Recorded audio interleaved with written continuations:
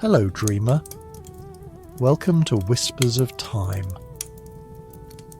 where history breathes softly in the dark and every story is a lullaby from the past. If you love falling asleep to tales of empires, forgotten dreams, and quiet echoes of bygone eras, subscribe and tap the bell so you never miss a whisper. Sweet dreams. Close your eyes and imagine the land after rain. The Anatolian hills newly washed smell of time and damp earth. In one of those hills, long before marble palaces and state ledgers, a campfire snaps and folds upon itself. Around it sit men with travel in their bones, hunters, herders, fighters by necessity more than by choice. Their leader is named Osman. He is not yet a sultan, not yet a legend. He is simply a man with a circle of loyal riders and a habit of listening to the wind as if it could carry advice. Stories say he dreamed a tree grew from his chest, its boughs widening past river and sea, throwing a green shade over peoples who did not yet know his name. Perhaps no one can prove the dream, but a people often becomes the dream it repeats, and the companions around that fire began to move as if such a tree had already rooted itself in them. They would not be merely raiders. Raiding is a season. Planting is a future. Osman looked at the broken Seljuk world to the east, and the thin breadth of Byzantium to the west, and chose the thin place between, a seam where new cloth can be mended into old. From the first, his followers learned two ways of holding a sword, one edge for certainty, the other for compromise. They fought for Islam with the zeal of frontier converts and kept what worked from their neighbours with the calm of practical men. A Byzantine road tax that made caravans move smoothly. Keep it. A village headman who knows which granaries will last the winter. Keep him too.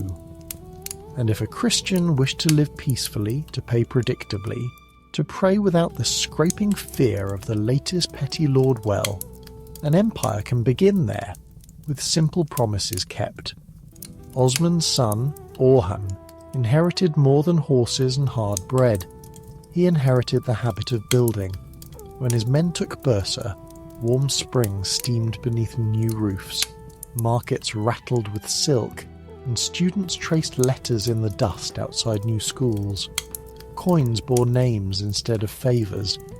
The state became less a camp and more a house still spare, still stern but with rooms you could name.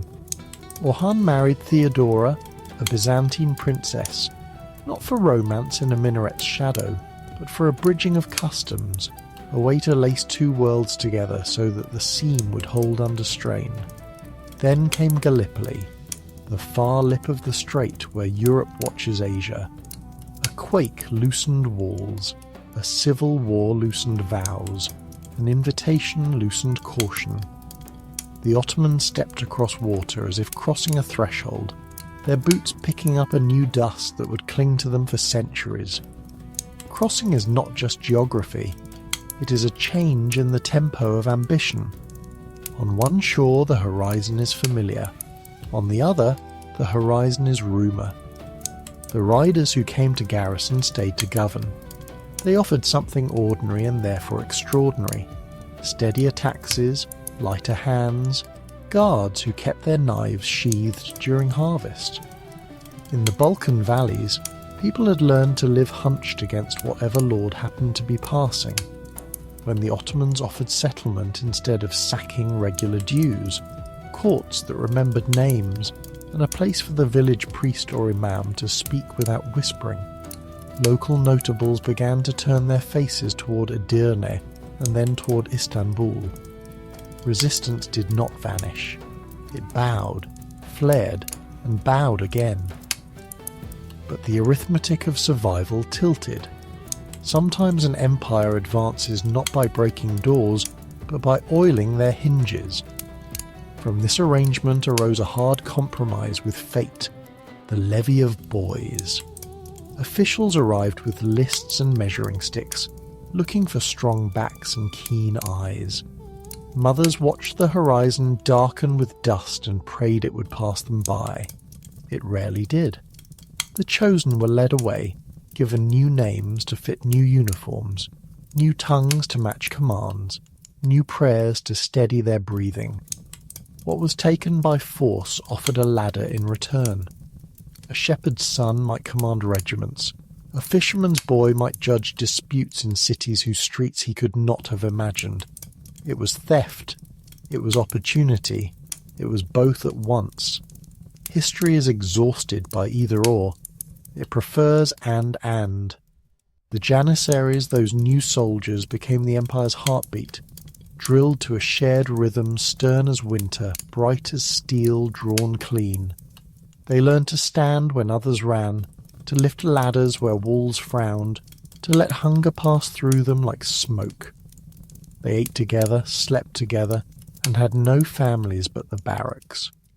What they were denied in private life, they were paid in privilege on the march, first to the breach, first to the wages, first to be remembered when the Sultan counted those he trusted.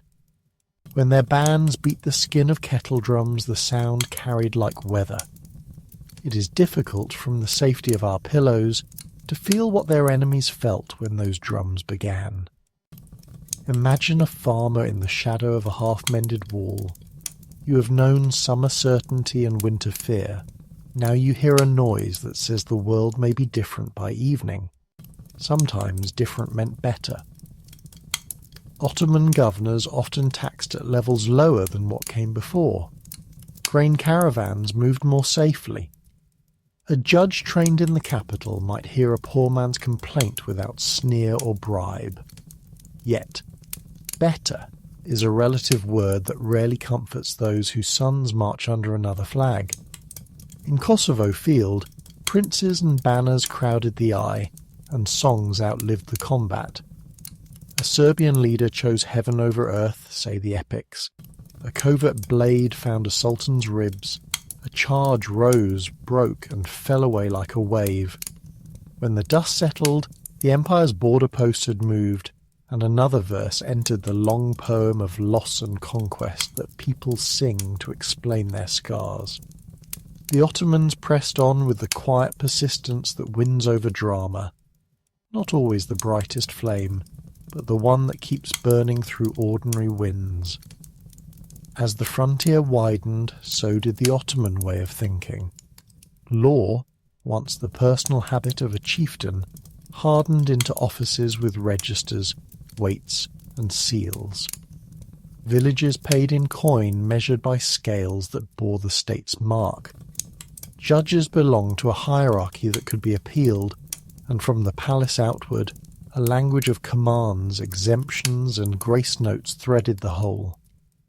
In the old Seljuk domains, memory guided habit. In the developing Ottoman state, paper guided memory. That is how small bands become durable systems, with ink. Beyond all that paper, a city waited, wounded, magnificent, and tired of outliving enemies. Constantinople watched the straits with a veteran's indifference. Its walls had turned back men from deserts, plains, and frozen rivers. Its granaries had known feast and famine, until the two were almost the same word. Whole neighbourhoods had collapsed into gardens. Pigeons nested where senators once scowled, and yet the city's dome still glowed when dawn laid its palm flat on the water. So long as that great lamp burned, the Ottomans could not claim more than a share of the old world's inheritance. Mehmed arrived young, with the focus of a whetstone and the patience of a mason. He loved books and iron, prophecy and calculation.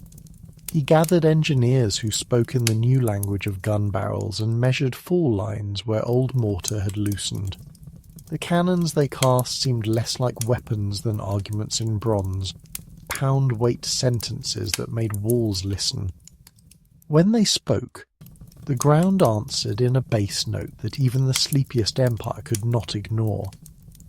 The siege that followed felt like a season-dawn labours, dusk repairs, watchfires, prayers, a counting of stones and men. Each morning the gunners argued again. Each night the defenders replied with scaffolds and sandbags, relics and rope. A Genoese captain fought where the wall gaped, and an emperor walked the parapets as if his steps alone could stitch time. Somewhere inside a church whose dome had outlived earthquakes and regimes, plumes of dust drifted down through gold tesserae, and candles shook as if with a fever. People whispered that angels might yet come. They did not. On a morning that history knows by a date and witnesses knew by the taste of their breath, the ladders rose, the drums rolled, and the janissaries climbed.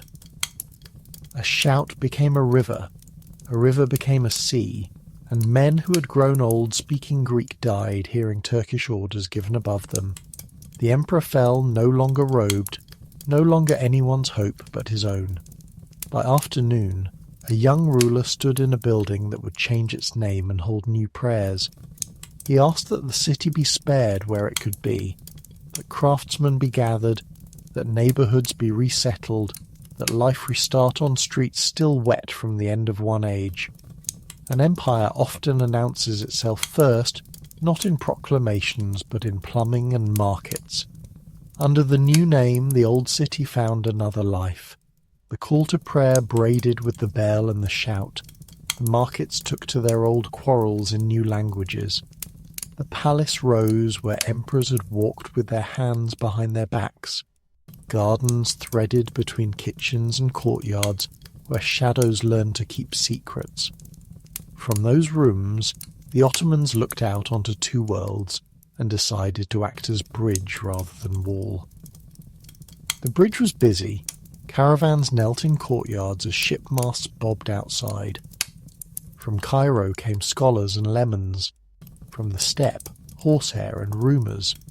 A realm that had begun with hungry men in chilly hills now measured its years in the rhythm of pilgrim caravans and silk accounts. The rulers built not only mosques but kitchens, not only schools but baths, not only fortresses but fountains, charity and tax, law and mercy. These were woven into a textile thick enough to warm millions. You could argue whether it was just. You could not argue it was thin. Yet even in a golden light a shadow finds a way to stand. The janissaries who had eaten from one pot began to think of their own bowls. Barracks developed preferences. Preferences hardened into privileges. Privileges asked for a vote on who sat on the throne. Sultans who once led from the saddle found the palace more comfortable than the campaign field. Mothers, aunts, and favourites learned to read the geometry of influence through curtains and courtyards. The state grew clever at managing itself and slower at managing the world beyond its gates. But not yet, not in this part of the story. Not while the domes were new and the ledges were clean. The empire expanded like a tree with many trunks. One into the Balkans, one into Anatolia's stubborn mountains, one into the lands where prophets had walked, one along the dry routes where water is a kingdom's true coin. As the branches spread, shade fell in places that had never known it. Some lay down gratefully, some shivered and moved away, some waited with a knife in the crop rows for a moment to cut the nearest root. If you listen carefully, you can hear two musics playing at once. One is the measured harmony of clerks, soldiers, merchants, and scholars, steady, confident, a melody of "we know how" that makes a state strong. The other is a quieter counter-melody of worry, about sons raised far from fathers, about walls that once held and now hum to the new artillery's argument, about ambition that whispers in rooms where no one is supposed to whisper. For now the louder music carries the tune. Night deepens over the Bosphorus, and the city's lamps stipple the water with gold. Somewhere in the palace, a boy studies a text that tells him how a ruler should sit, how he should listen, why justice requires speed today and patience tomorrow. Somewhere beyond the last gate a mother presses her palm to the brow of a child chosen for the road and teaches him the prayer she says will hold him, when barracks and orders forget to be kind. Between those two rooms stretches an empire, duty running like a taut string, hope like a lantern hung at intervals so the road does not vanish. Rest with that image for tonight, a green weight of branches over markets and monasteries, a quiet in which even the drums are sleeping, a promise that order, however it is arranged, will return with the light. In Part 2, we will wake to armies that march under crescent and sun, to rulers who carve their names into stone and coin, and to the first fine cracks in a vessel that still feels whole in the hands. Dawn comes gently to the city now called Istanbul. The sea mists rise and curl like incense around the domes. The muezzin's voices float above the rooftops, mingling with the hammering of coppersmiths, the bleating of goats, the murmur of languages that share no origin except proximity. In this hush between prayer and commerce, the empire feels young, though it is already ancient in intention. Mehmet, the conqueror of the old world's greatest citadel, rules like a man who has made peace with paradox. He builds libraries beside arsenals, gardens beside foundries. His scholars record the laws that will outlive his name, while his masons raise the stones that will teach later sultans how ambition should look in daylight. He is both a reader of Greek geometry and a collector of hadith, both a warrior in armour and a boy who still listens for the rustle of angels. In his notebooks he sketches the faces of cities yet unconquered, and beside them he draws the outlines of mosques whose domes echo the one that surrendered to him. To rule such a patchwork of faiths and tongues, the Ottomans learn the art of balance. Christians keep their churches, Jews their synagogues, Muslims their mosques. Taxes are counted by the same hands that bless differently. The empire becomes a grand mosaic, each piece distinct, held in place by the mortar of tolerance and order. The law canoon weaves through it all like a quiet river. In every market and barracks, its current is felt, predictable, unhurried, wide enough to carry everyone who knows how to float.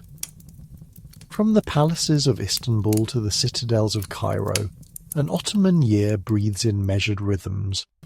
Armies march in spring, harvest fill granaries in summer, taxes arrive in autumn, and prayers ascend in winter. The empire's heartbeat is steady, its breath long. In the great halls of Topkapi, where marble cools the air and fountains murmur secrets, young princes learn calligraphy and caution. The Sultan's seal marks edicts that travel across deserts and seas, each one a promise that order still outweighs chaos. Under Selim the empire stretches further than even the old dream imagined. The banners reach the Nile, the Red Sea, the holy cities of Mecca and Medina. The Ottoman ruler becomes not only emperor but servant of the two sanctuaries. Pilgrims whisper his name between prayers. Merchants carve it on crates of coffee and silk. The world tilts slightly toward Istanbul, and for a time it seems the tilt will last forever. Then comes Suleiman the Magnificent, the lawgiver, the mirror in which later centuries will forever see Ottoman greatness. When he walks through the gardens of his palace, poets compare the rustle of leaves to the applause of history. Yet Suleiman's splendour is not only ornament. He gives shape to justice. He listens to complaints himself, hidden behind a screen, so that no man's fear will choke his words.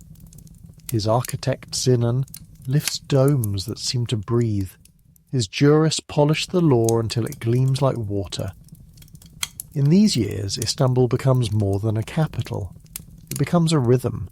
Caravans humming through its gates, sailors chanting across its harbours, scholars disputing in its courtyards.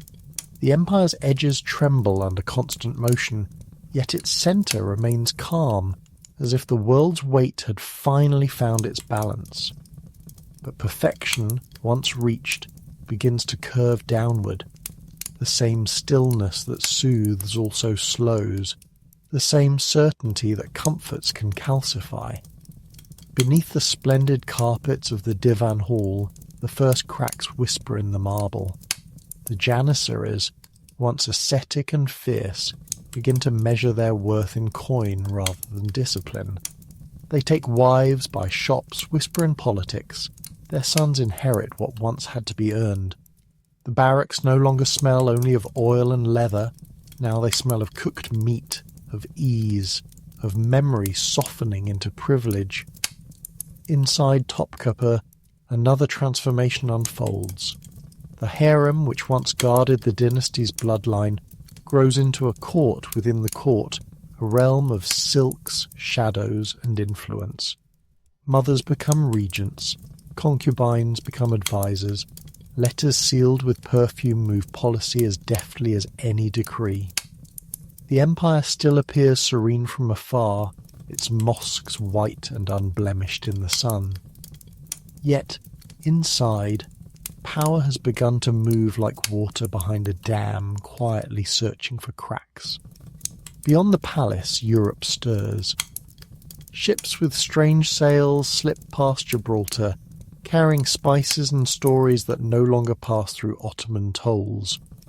Gold from the New World spills into markets, cheapening silver and changing the price of everything.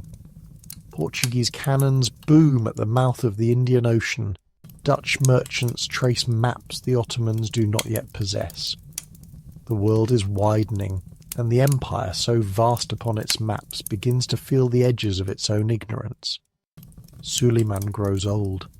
His conquests slow. His grief grows heavier. He buries his sons, one slain by his order, another lost to fever and walks his gardens more slowly. The empire he built stands enormous, proud, but also brittle. The domes still rise, the drums still beat, the courts still write their verdicts on paper that smells faintly of rosewater. Yet the vitality that once leapt from frontier to frontier now pools like water in a basin that has forgotten how to overflow. When Suleiman dies on campaign, his body is kept upright in his tent so that the soldiers will not know. The army must believe the sun still shines until it returns home. Even in death, the great ruler preserves the illusion of motion. Behind him, viziers whisper of succession, accountants shuffle papers, clerics cite verses about eternity. But eternity, like empire, is a word men use when they are afraid of endings. Still, for another century the illusion holds. The Ottoman world remains a vast organism, breathing through trade routes and rituals, through weddings and wars. Caravan bells ring across the steppe. Pilgrims set out along roads patrolled by soldiers who recite their prayers at dawn. The empire's strength is no longer the gallop of conquest, but the hum of maintenance. Bureaucracy becomes the new battlefield, parchment the new weapon, signatures the new victories. And yet, somewhere in that endless paperwork, something vital grows quiet. Reform waits behind the curtains, patient but unheard. The janissaries cling to their privileges, the ulama guard their interpretations, the palace guards its secrets. Change becomes a foreign word, like a loan coin whose value no one trusts. Outside, beyond the shining city, the world keeps moving. Galileo's telescope tilts toward the heavens. Newton writes of gravity while Ottoman astronomers chart the stars by the same old tables. In England, steam begins to whisper in workshops. In France, new philosophies murmur of reason and revolution, and the empire, content in its rhythm, keeps repeating the same prayer. We are eternal, we are chosen, we are safe. But nothing is eternal except the need to adapt. The lull before decline feels like comfort. Fields yield their crops, ships bring taxes, the Sultan's decrees still cross deserts and oceans. Yet the roots beneath that great Ottoman tree begin to tighten around the stones. When roots cannot spread, they strangle themselves. rests now within that image, the twilight of greatness mistaken for endless noon. Domes still gleam, soldiers still march, the call to prayer still folds the day into evening. All seems well, and in the stillness before the storm, history draws a long, slow breath. The empire that once thundered across 3 continents has grown hushed. The ships still sail from Istanbul's harbours, but their masts no longer carry the future-only memory and maintenance. The Janissaries march in neat lines, their boots striking stone with perfect rhythm, yet the sound feels ceremonial, not dangerous. When an empire grows old, even its victories sound like echoes. The quiet cracks. After Suleiman, the throne passes from uncle to nephew, from son to half-brother. Each sultan inherits not only a crown but a cage of expectations. Gone are the warrior kings who led from horseback. Now come the princes raised in the harem's perfumed twilight. Educated, polite, cautious men who know intrigue better than geography. Behind their jewelled screens, mothers and advisers weigh every rumour like a coin. The empire's court becomes a theatre of whispers.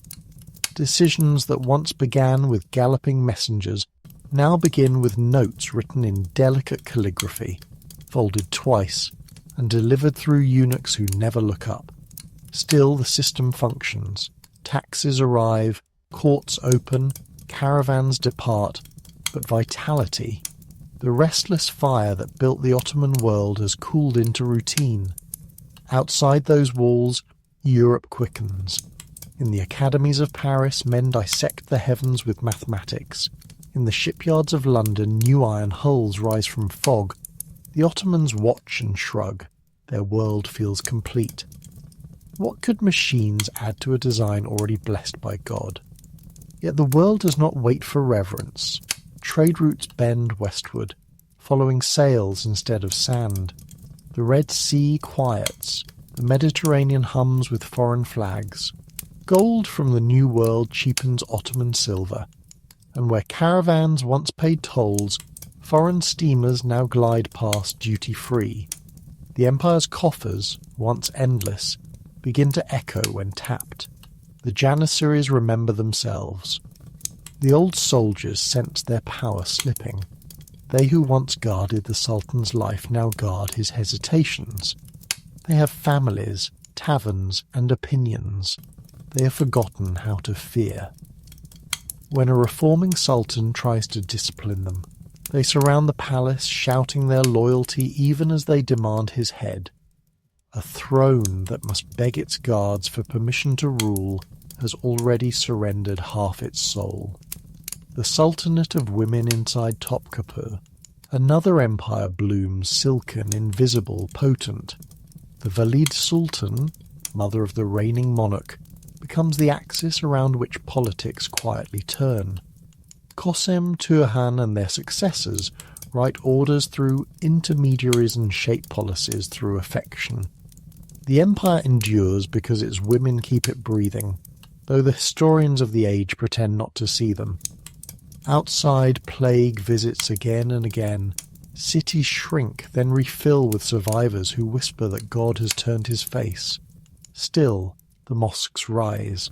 The call to prayer climbs the air and the great bazaar hums on. Empires do not collapse all at once. They fade like music at dusk. Each note longer, softer, more uncertain. The first alarm. Then, in 1683, a drumbeat returns. Vienna. 200,000 soldiers gather beneath the crescent banner. For months they surround the city, certain that the pattern of history will repeat, that Europe will bow as it always has. But the defenders hold, and the tide turns. A wave of Polish cavalry, thousands of horses shimmering like quicksilver, descends from the hills. The Ottoman camp breaks. Tents collapse. Flags fall. The Grand Vizier flees. For the first time in generations, the empire runs. Across Christendom bells ring. The invincible has been wounded, and wounds, when left unhealed, invite decline. Treaties follow painful, detailed, humiliating. Land changes hands, maps are redrawn. For the first time, the empire gives instead of takes. In candlelit council halls, the viziers argue that it is a temporary setback, but even they know that something irreversible has begun. The world no longer believes in Ottoman destiny. The Age of Subtraction. The 18th century arrives with powdered wigs in Europe and powdered gun barrels in Istanbul. While philosophers debate liberty, Ottoman scribes debate precedents. While factories hum along the Thames, artisans in Bursa still weave by hand, proud but outpaced. The empire's navy rots in its harbours, its artillery rusts under prayer flags, its ministers quarrel over who first noticed the problem. Yet amid the slowness, life continues. Markets, weddings, calligraphers bent over parchment, children chasing pigeons beneath arches built by ancestors who imagined eternity. That too is empire, the persistence of ordinary beauty long after greatness has packed its bags. But the administrators know the arithmetic is cruel. Foreign merchants pay fewer taxes, provincial governors grow bolder, janissaries demand higher stipends. Every coin spent on loyalty buys only another month of peace. Debt creeps in like damp through the walls. When a European ambassador visits Topkapi, he writes in his diary that the palace feels both magnificent and sad, a place where glory still perfumes the air but no longer feeds the lungs. The long decline begins. By the early 1700s, the Ottomans are still an empire in geography but no longer in imagination. Reformers whisper of new schools, new uniforms, new artillery. Conservatives mutter that innovation smells of blasphemy. Each decree becomes a compromise between faith and fear. Sultans come and go. Ahmed III builds gardens where tulips glow like captured sunsets. Mahmud Khan opens embassies in Europe to study the strangers who now surpass them. But tulips wilt, and embassies report more confusion than clarity. Every solution breeds another problem. Every victory requires an apology to tradition. The sick man's shadow. By the 19th century, diplomats have found a new phrase, the sick man of Europe. It is cruel, yes, but accurate. The empire survives by negotiation, not by strength, by borrowing, not by building. Yet within that frailty, a strange grace appears, the courage to try again. Mahmud Seker looks at his own army and knows it will kill him if he commands it too harshly. So he smiles, waits, and then strikes. In 1826, cannons roar within the capital itself. The Janissaries, the empire's oldest sons, are annihilated by the state they created. They die behind the same barracks walls that once echoed with their songs. The city calls it the auspicious incident. History calls it necessity painted as fortune. Out of the smoke rises a new army, trained on European lines, drilled to foreign rhythms. The old drums are silent now. The empire breathes differently, unevenly, but still alive. The Tanzimat dawn reform spreads like cautious light. Telegraphs hum where pigeons once carried messages. Railways thread deserts. New schools teach mathematics beside theology. Edicts promise equality to Christians, Jews, and Muslims alike. For a moment, it feels as if the empire might learn to grow young again. But reform is a slow medicine for a fast disease. Every new law offends someone. The scholars who see apostasy in modern courts, the soldiers who see humiliation in foreign training, the peasants who see new taxes where there was once none. The empire stretches between centuries, one foot in scripture, the other in science, and feels the ground crumble under both. Still, in Istanbul's coffee houses, men speak of rebirth. They read newspapers printed on new presses, argue about constitutions, sip the black drink that smells of smoke and hope. In distant provinces, roads widen, bridges gleam.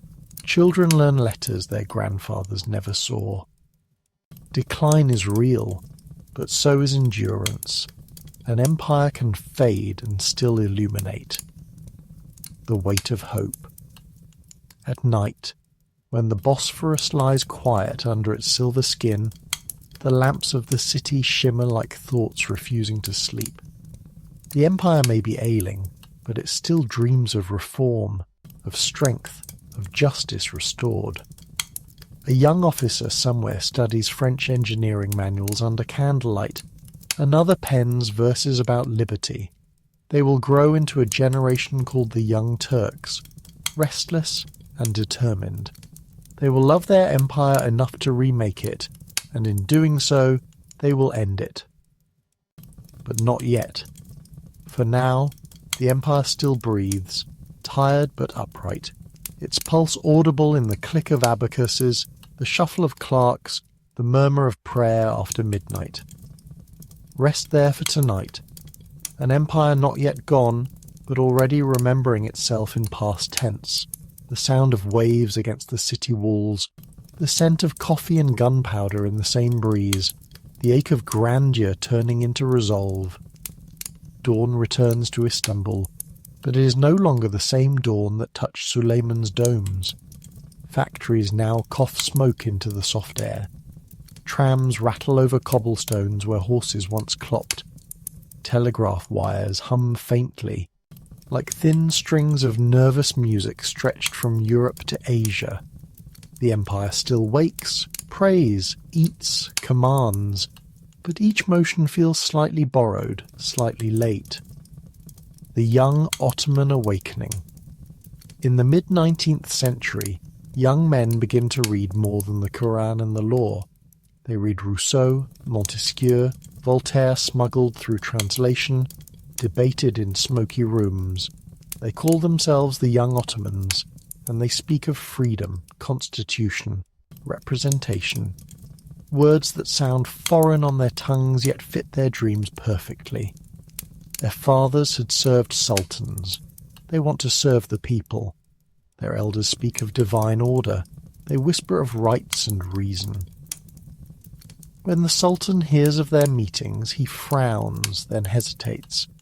He's not deaf to their yearning, only afraid of its volume. In 876, under pressure and hope, the empire writes its first constitution. It promises liberty, equality, a parliament where words might replace swords. For the first time in centuries, the Ottoman world tries to look itself in the mirror and see citizens instead of subjects. The city buzzes with cautious wonder.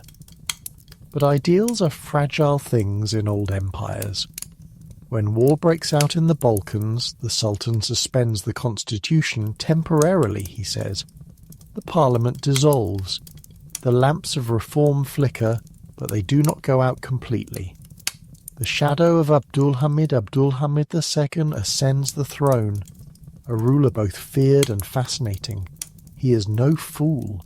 He builds railways, schools, hospitals, and a network of telegraphs so wide that gossip reaches him before ministers can whisper. He dreams of unity under the banner of Islam, a spiritual glue stronger than law or race, and for a while it works. He is also afraid of Europe's hunger, of his own generals, of the ideas that cross borders faster than armies.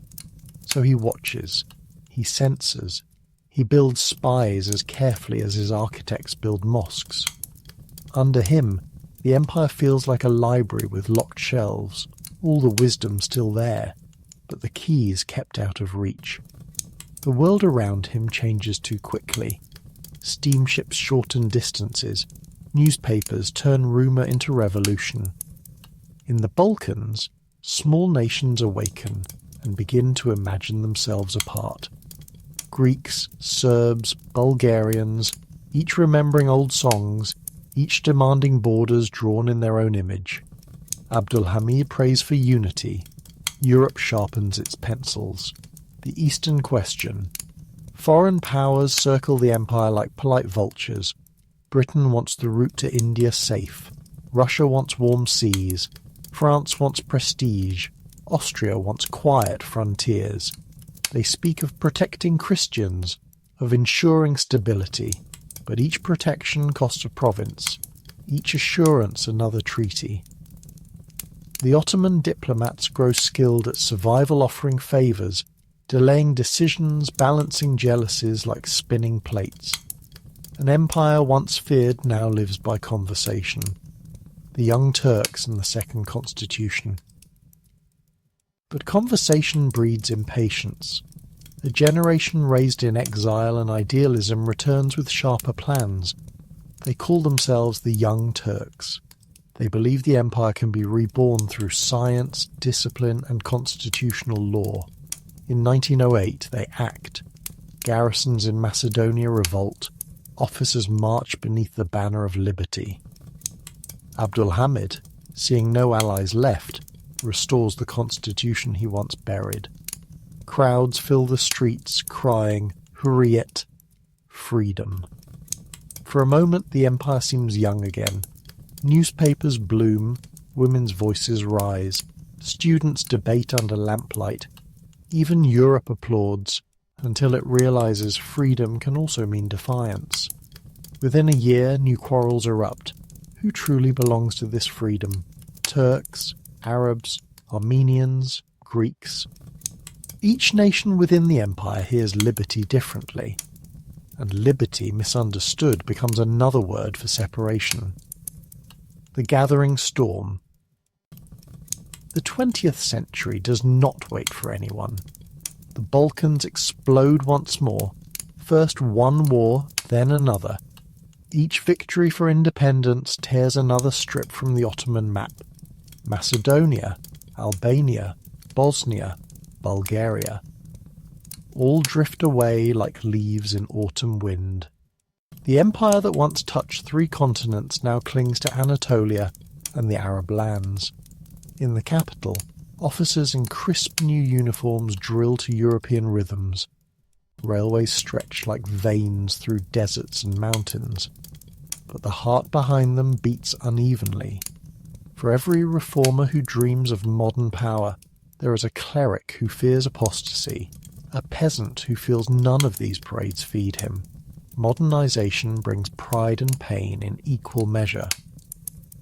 Then comes 1914, the war to end. All empires. Europe catches fire. Old alliances snap, new banners rise. The Ottomans hesitate, then leap, joining Germany, trusting that past humiliation can be redeemed through courage. The world war that follows is not the old style of glory. It is trenches, gas, famine, and silence between cannon bursts. In Gallipoli, the Empire's sons fight with desperate devotion. They hold the cliffs against waves of soldiers from faraway islands and continents.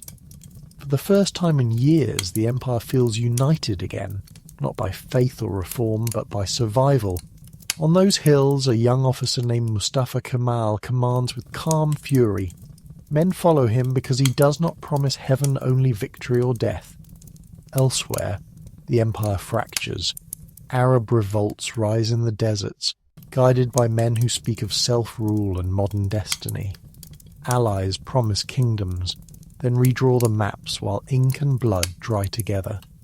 When the guns finally fall silent, the Ottoman world lies broken, its provinces occupied, its capital humiliated, its treasury empty. The ghost of empire. In 1918, the Sultan signs an armistice.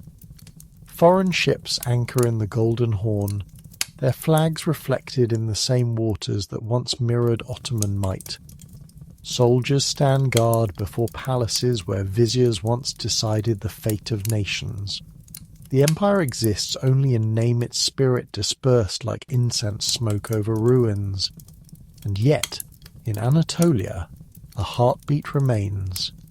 Peasants who have lost everything still cling to the land. Teachers, officers, and widows whisper that surrender is not destiny.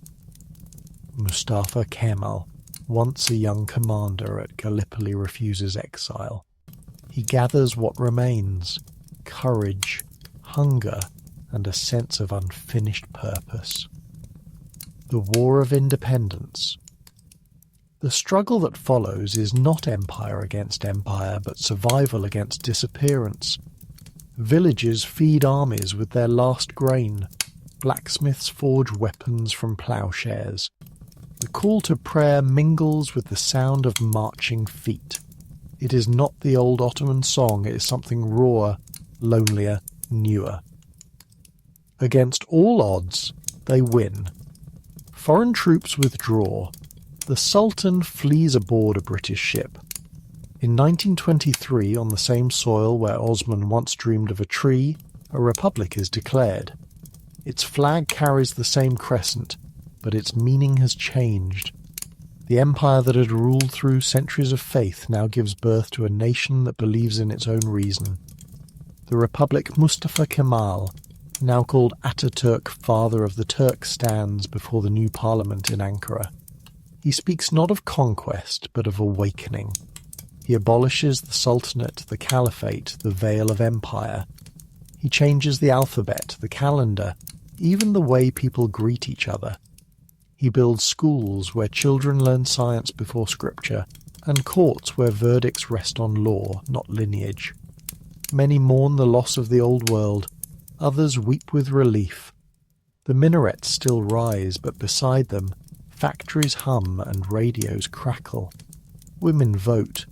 Men read newspapers in letters their grandfathers could not have imagined. The empire's twilight becomes the nation's dawn. And yet, memory lingers. Every stone in Istanbul still remembers empire, the scent of incense, the sound of drums, the long echo of languages layered like sediment. History never ends cleanly. It fades like the last verse of a lullaby, still humming beneath the silence. The long sleep. So here the story rests. A shepherd's son dreamed of a tree. It grew, sheltered millions, and withered only when the soil could give no more. Its branches became nations. Its roots became memory.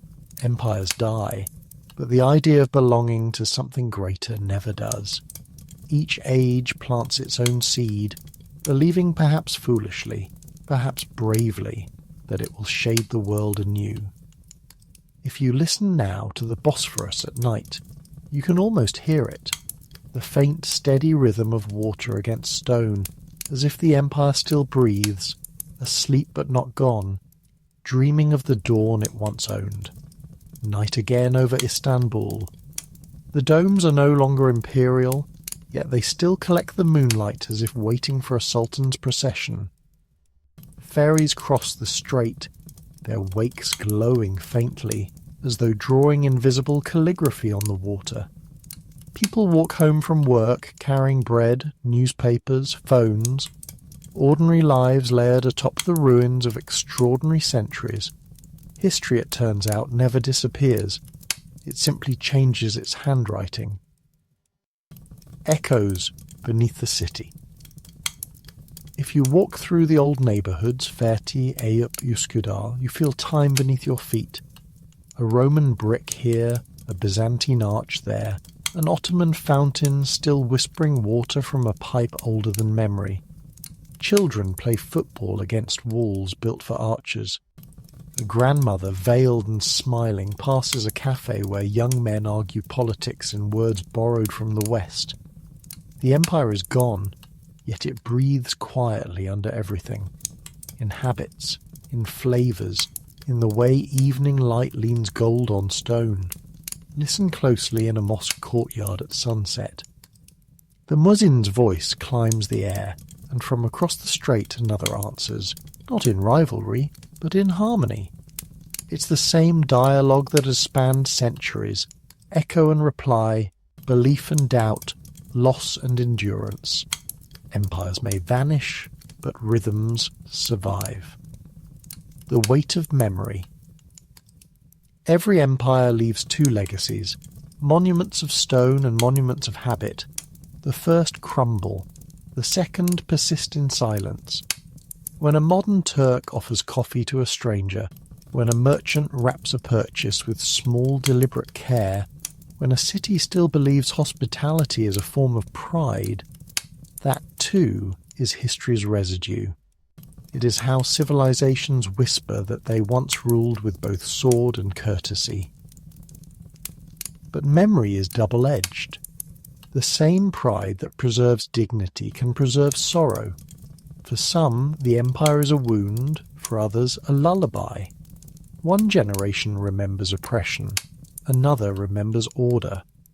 The truth lives somewhere between, in the grey light before morning, where everything briefly belongs to everyone. The Republic and its reflection. The new nation built itself on forgetting, on speaking a language scrubbed clean of empire, on building a capital far from the old sultan's gaze. Yet forgetting is never complete. Ankara''s straight boulevards echo with the unspoken ghost of Istanbul's winding alleys. In every classroom where children recite Ne mutlu Türk'üm diyene, how happy is the one who says I am a Turk, there lingers the echo of an older voice whispering prayers in Ottoman Turkish, half understood but deeply felt. Ataturk's republic was meant to modernize, to face forward, and it did. Women entered universities, alphabets turned, clocks synchronized with Paris instead of Mecca. Yet the past, that patient teacher, never left the room. It simply waited until curiosity replaced shame. Now in the 21st century, young scholars and artists dig again into archives once sealed, not to rebuild the empire, but to understand its heartbeat, to know why, even after collapse, its rhythm still hums under the skin of modern life. Across the old borders beyond Turkey's frontiers, the Ottoman story still lives, not as empire, but as inheritance. In Sarajevo, a call to prayer echoes through streets that still bear Turkish names. In Damascus, a caravanserai stands empty but intact, its arches defying dust. In Cairo, an old fountain carved with a tokra still spills water for stray cats. In Thessaloniki, the house where Ataturk was born is now a museum. People visit it with complicated hearts. The empire may have ruled harshly, kindly, clumsily, wisely, often all at once, but it left behind a strange gift, a shared memory across languages that no longer understand each other, a familiarity of spices, songs, and sadness. The Ottoman centuries stitched together differences without erasing them, and though the fabric eventually tore, the pattern remains visible if you hold it to the light. The river of time. History is not a straight road, but a river, looping, bending, carrying old silt into new deltas. The Ottomans were once that river's roaring current. Now they are its memory, a shimmer in the water, a story people tell to explain how they arrived where they stand. Modern Turkey drinks from that same current, even as it claims a new course. Every reform, every debate, every election still murmurs with the ancient question, how to be both faithful and free, both Eastern and Western, both old and new. Perhaps that is the empire's final legacy, not the palaces or the laws, but the balance itself, the unending effort to live at the meeting point of worlds and remain whole. The sleep of empires do not die the way men do. They lie down in the minds of their descendants and sleep there, dreaming through centuries. Rome sleeps in the capitals of Europe. The Aztec Empire dreams beneath the murals of Mexico. The Ottomans rest in the twilight of the Bosphorus, not buried, but dreaming in slow water, half awake whenever the city lights tremble on the sea. And perhaps, as long as someone tells their story softly, as a lullaby and not a warning, they will continue to dream. A little sad, a little proud, forever human. Closing whisper. So close your eyes and imagine the hills again, the same Anatolian hills where it began, a campfire, a dream of a tree, the smell of rain. Osman stirs, turns toward the wind and listens. He does not know that the branches of his dream will one day shelter the world, or that they will fall. He only knows that a man must believe in something larger than himself, even if that something lasts only long enough to inspire the next beginning. Because history is not about what survives. It is about what keeps returning, in stories told to those falling asleep, in voices that refuse to let the past be forgotten, in the quiet conviction that even endings can be beautiful. The empire sleeps, the story breathes. And somewhere in the soft hum of the Bosphorus night, a new dawn waits, unhurried, inevitable, already glowing beneath the horizon.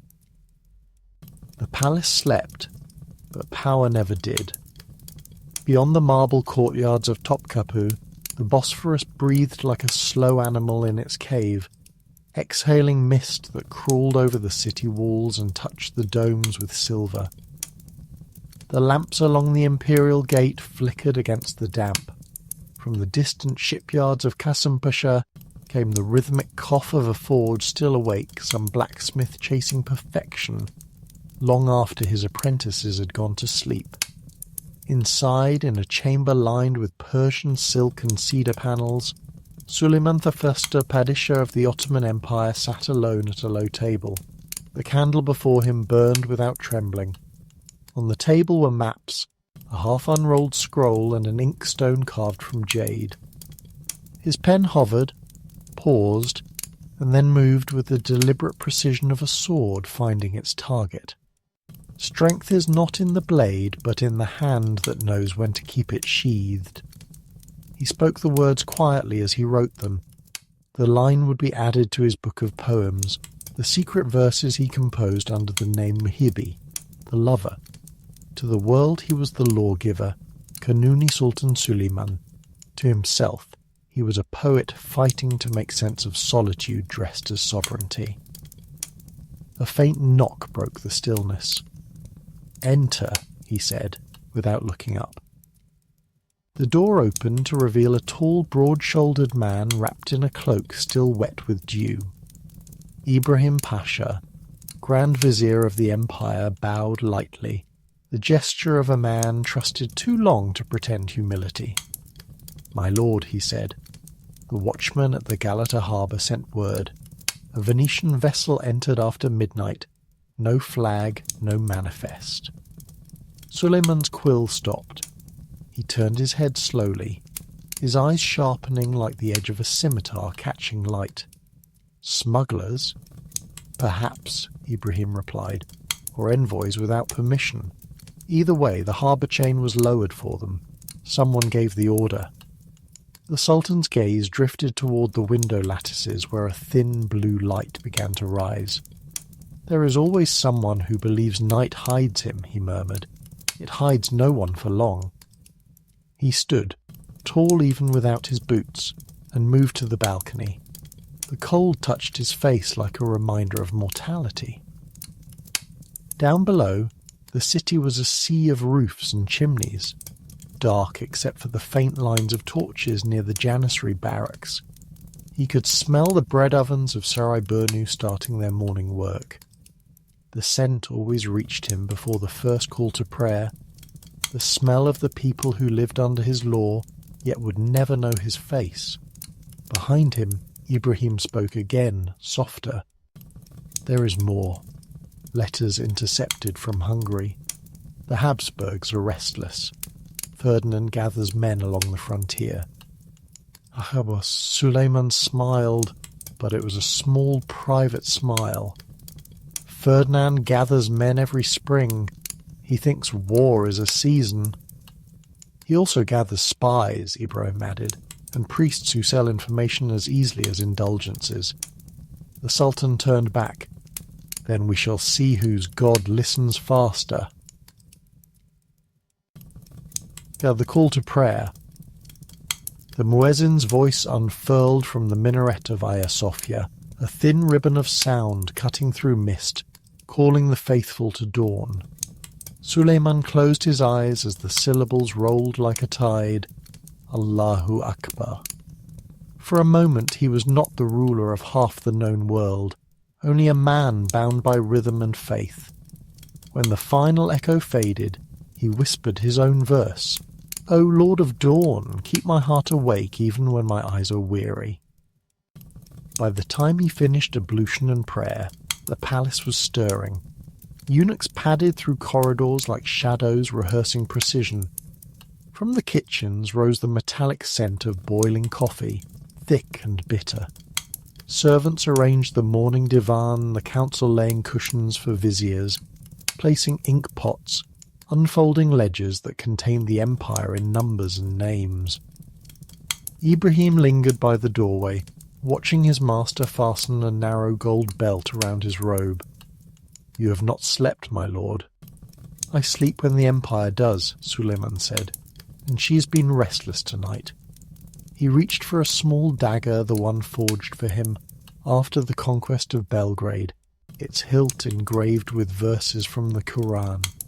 He never carried it for use, only as a reminder that beauty and death could share one handle. Hurram. As he stepped into the marble corridor, a faint laughter drifted from the women's quarters, the kind of laughter that tried to hide itself in curtains but never could. The sound pulled at him the way moonlight pulls at the tide. He paused by the carved screen that separated the harem from the rest of the palace. Through it came the scent of rosewater and musk and a voice that could quiet a storm. "My Sultan," came the lilting tone of Hurrem Sultan, once the slave Roxolana, now his lawful wife and the son of his private universe. "You walk too early for a man who rules the hours," he smiled without turning. "Then come and steal one back from me." The screen slid open just enough for her to appear barefoot, veiled in a thin crimson shawl that caught the light of dawn like flame through silk. Her eyes, green and unafraid, met his with the familiarity of destiny. "They say kings cannot dream twice in one night," she said. "What did you dream?" "That my city has too many shadows," he replied, "and that some of them move." "Then light more lamps," she said simply. "But remember, lamps burn oil, and oil burns men. Choose what you spend." He studied her face, the sharp intelligence beneath the gentleness, the fire that had once made courtiers whisper that a concubine had bewitched the Sultan. They were wrong. He was not bewitched. He was understood. She reached out, fingertips brushing the sleeve of his robe. "You have the look of a man about to hunt. Let the hunt wait until you've eaten." "Hurrem," he said, "you mistake hunger." "I always do," she replied with a sly curve of her lips, "because you never tell me which kind it is." He left her with that riddle hanging like perfume in the air. Year the Council of Mourning. The Divan-i-Humayun convened under the Golden Dome by mid-morning. Grand Vizier Ibrahim presided until the Sultan's arrival. The Defterdar, Reis Effendi and Kadiaska already sat with their ledgers open, eyes lowered.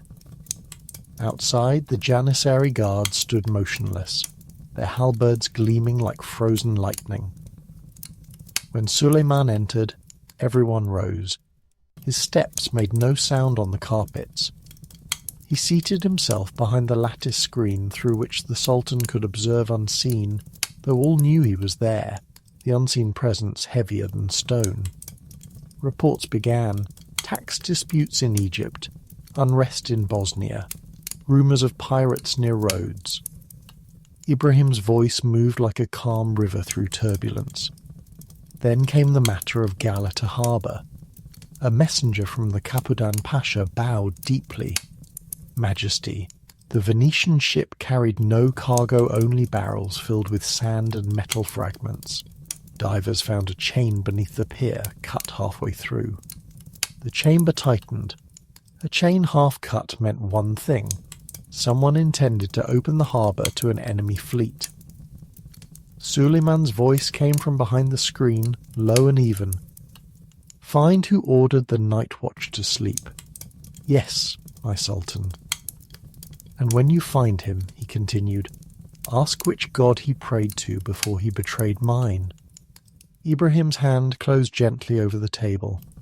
My lord, if I may, such an act cannot be local. Venice would not risk our wrath alone.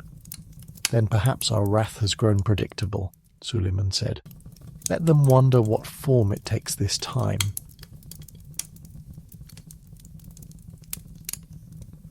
The prince later, in the gardens behind the council hall, the Sultan found Prince Mustafa, his eldest son, practicing with the bow. The young man drew the string to his ear, loosed, and split the painted circle at 40 paces. He turned, his expression respectful but bright. Father, your aim is true, Suleiman said. I learned from the best, Mustafa answered, lowering his bow. There was confidence in his tone, the kind that could someday comfort or destroy an empire. They walked side by side along the cypress path. The air smelled of mint and damp stone. News travels quickly, the prince said. They whisper about spies in the harbour. They whisper too much, Suleiman replied.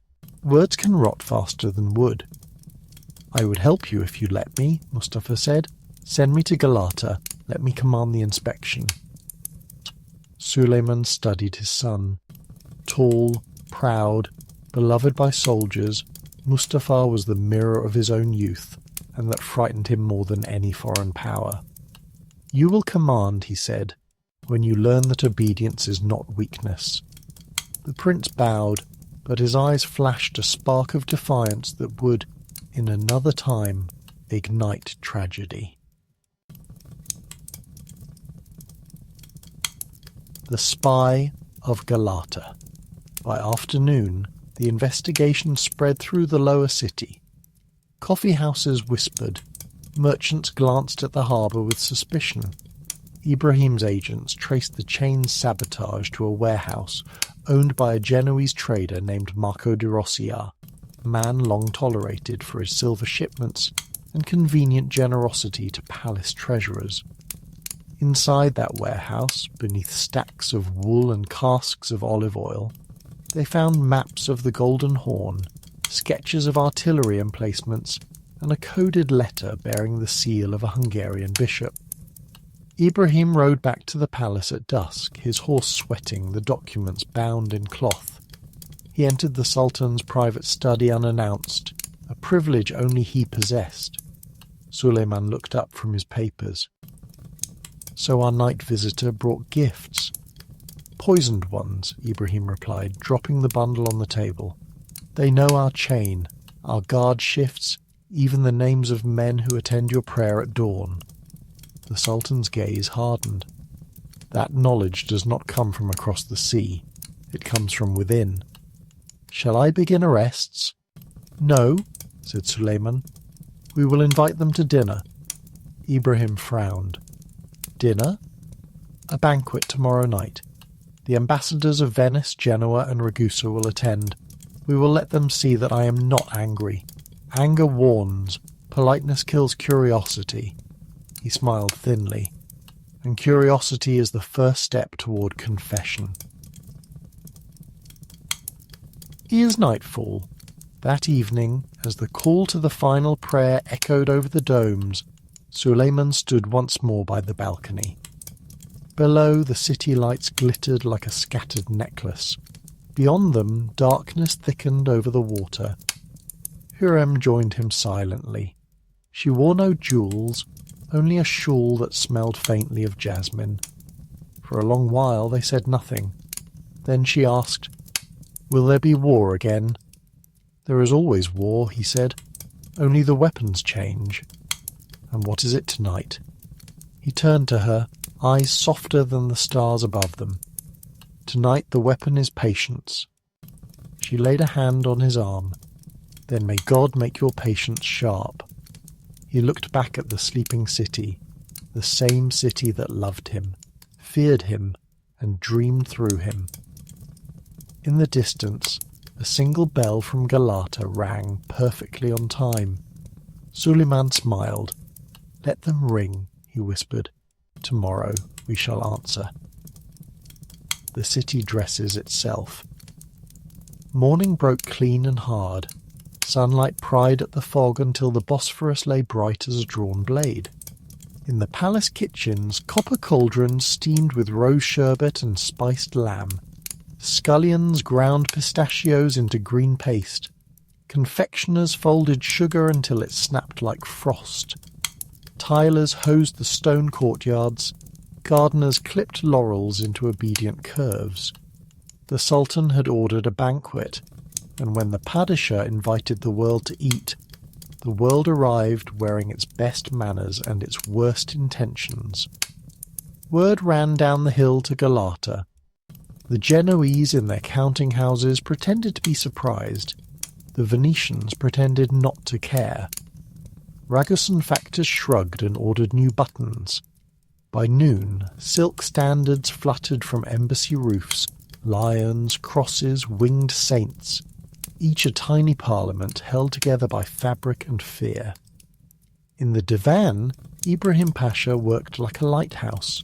He recalculated seating charts twice, weighed the implications of bread more than a general weighs gunpowder, and drew up a list of who would pour what and when. Ambassadors could be coaxed into honesty by sequence as surely as prisoners by pain. He intended to apply both, but in the proper order. The Sultan listened, approving, then said simply, "Make the hall a mirror. Let them see themselves and wonder who is standing behind." Ibrahim understood. He always did.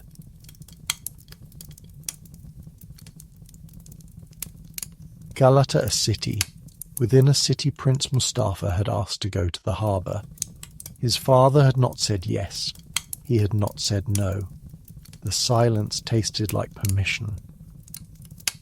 By mid-morning, the prince rode down through the gate of the cannon, past the fishmongers' stalls where eels writhed under crushed ice, and gulls stalked parade slow for scraps. He wore no princely plumes, only a plain felt cap and a dark coat that hid rank but not carriage. Men noticed him anyway. Princes do not move like other men. "Keep back," said Ali Aga, commander of the small guard Mustafa had brought. His voice was soft enough to be polite, firm enough to be obeyed. Ali was a veteran, the kind of man who could stand so still that both fear and rumour flowed around him as water around a piling. At the end of the pier, fishermen huddled about their nets and the subject of nothing, which in Galata meant everything. Mustafa crouched, lifted a wet rope and rubbed its fibres between his fingers. Tar, salt, a whisper of lamp oil. "What's beneath this pier?" he asked. "Seaweed," said a boy with a grin too quick for caution, "and coins from drunks who wished and missed." "And men who do not wish," Ali added. He pointed with his chin to a dark seam between pylons where a faint sparkle traced the surface. "Oil, my prince. Old or new, we don't yet know." Mustafa straightened. Across the water the palace glared, sun, all confidence and geometry. Here the geometry was messier, the confidence more improvisation than creed. He loved it.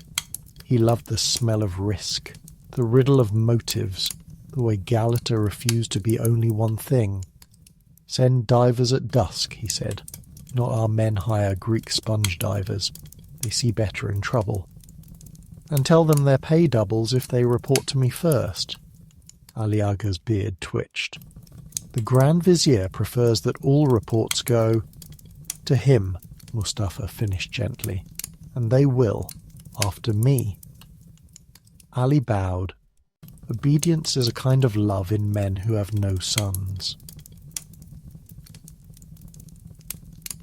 Churem's Room of Answers.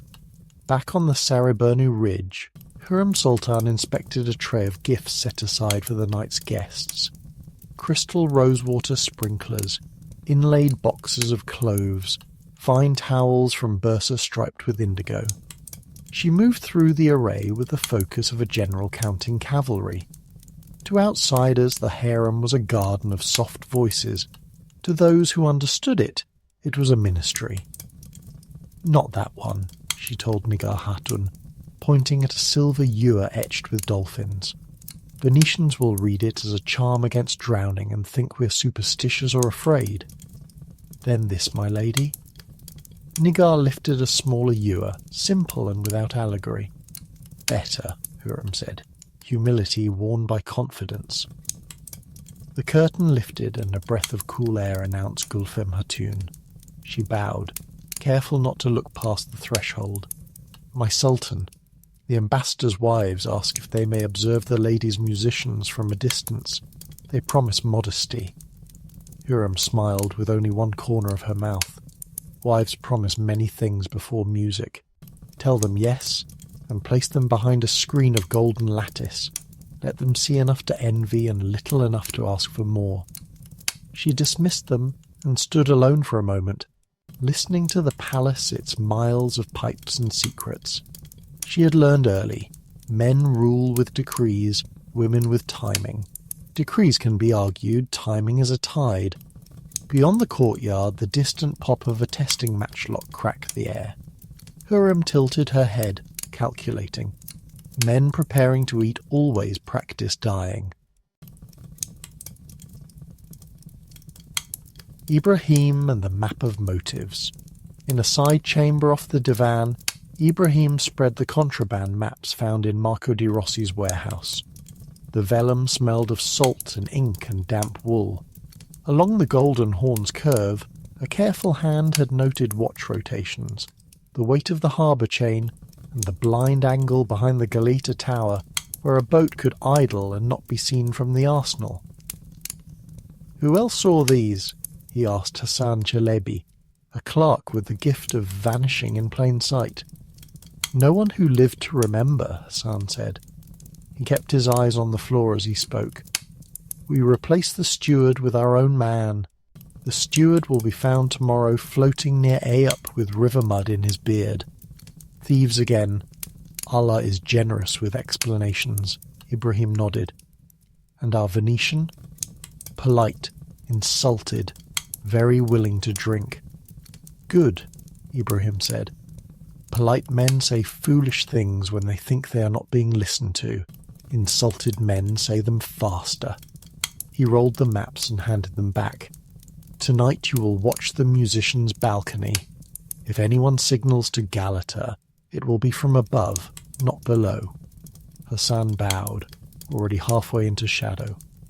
Alone again, Ibrahim let the calm fall from his face. Beneath it lay a map of another kind, the one drawn across his chest for years. Loyalty, ambition, debt, destiny. He could anchor the empire with 10 words from the Sultan's mouth, but there were other mouths in this palace, and each sharpened truth to its own edge. He trusted Suleiman completely. He trusted no one entirely. He closed his eyes just long enough to see a boy on a beach at Parga, salt in his hair, future unimagined. He opened them to find himself Grand Vizier again, with the city in his hands and the sea at his back. The banquet opens. At sundown, the imperial hall glowed. Lanterns hung like planets from the beams. Carpets drank the sound of footsteps. Gilt Quranic cartouches curled along the cornices like benevolent warnings. The meta band's drums set a heartbeat, slow and inexorable, while flutes braided melancholy into majesty. Ambassadors arrived wearing diplomacy on their sleeves, Venice in red velvet and self-assurance, Genoa in black trimmed with calculation, Ragusa in hope disguised as silk. Each carried a gift heavy enough to impress and light enough to flee with. They bowed first to Ibrahim, then to the lattice behind which the Sultan's presence settled like weather.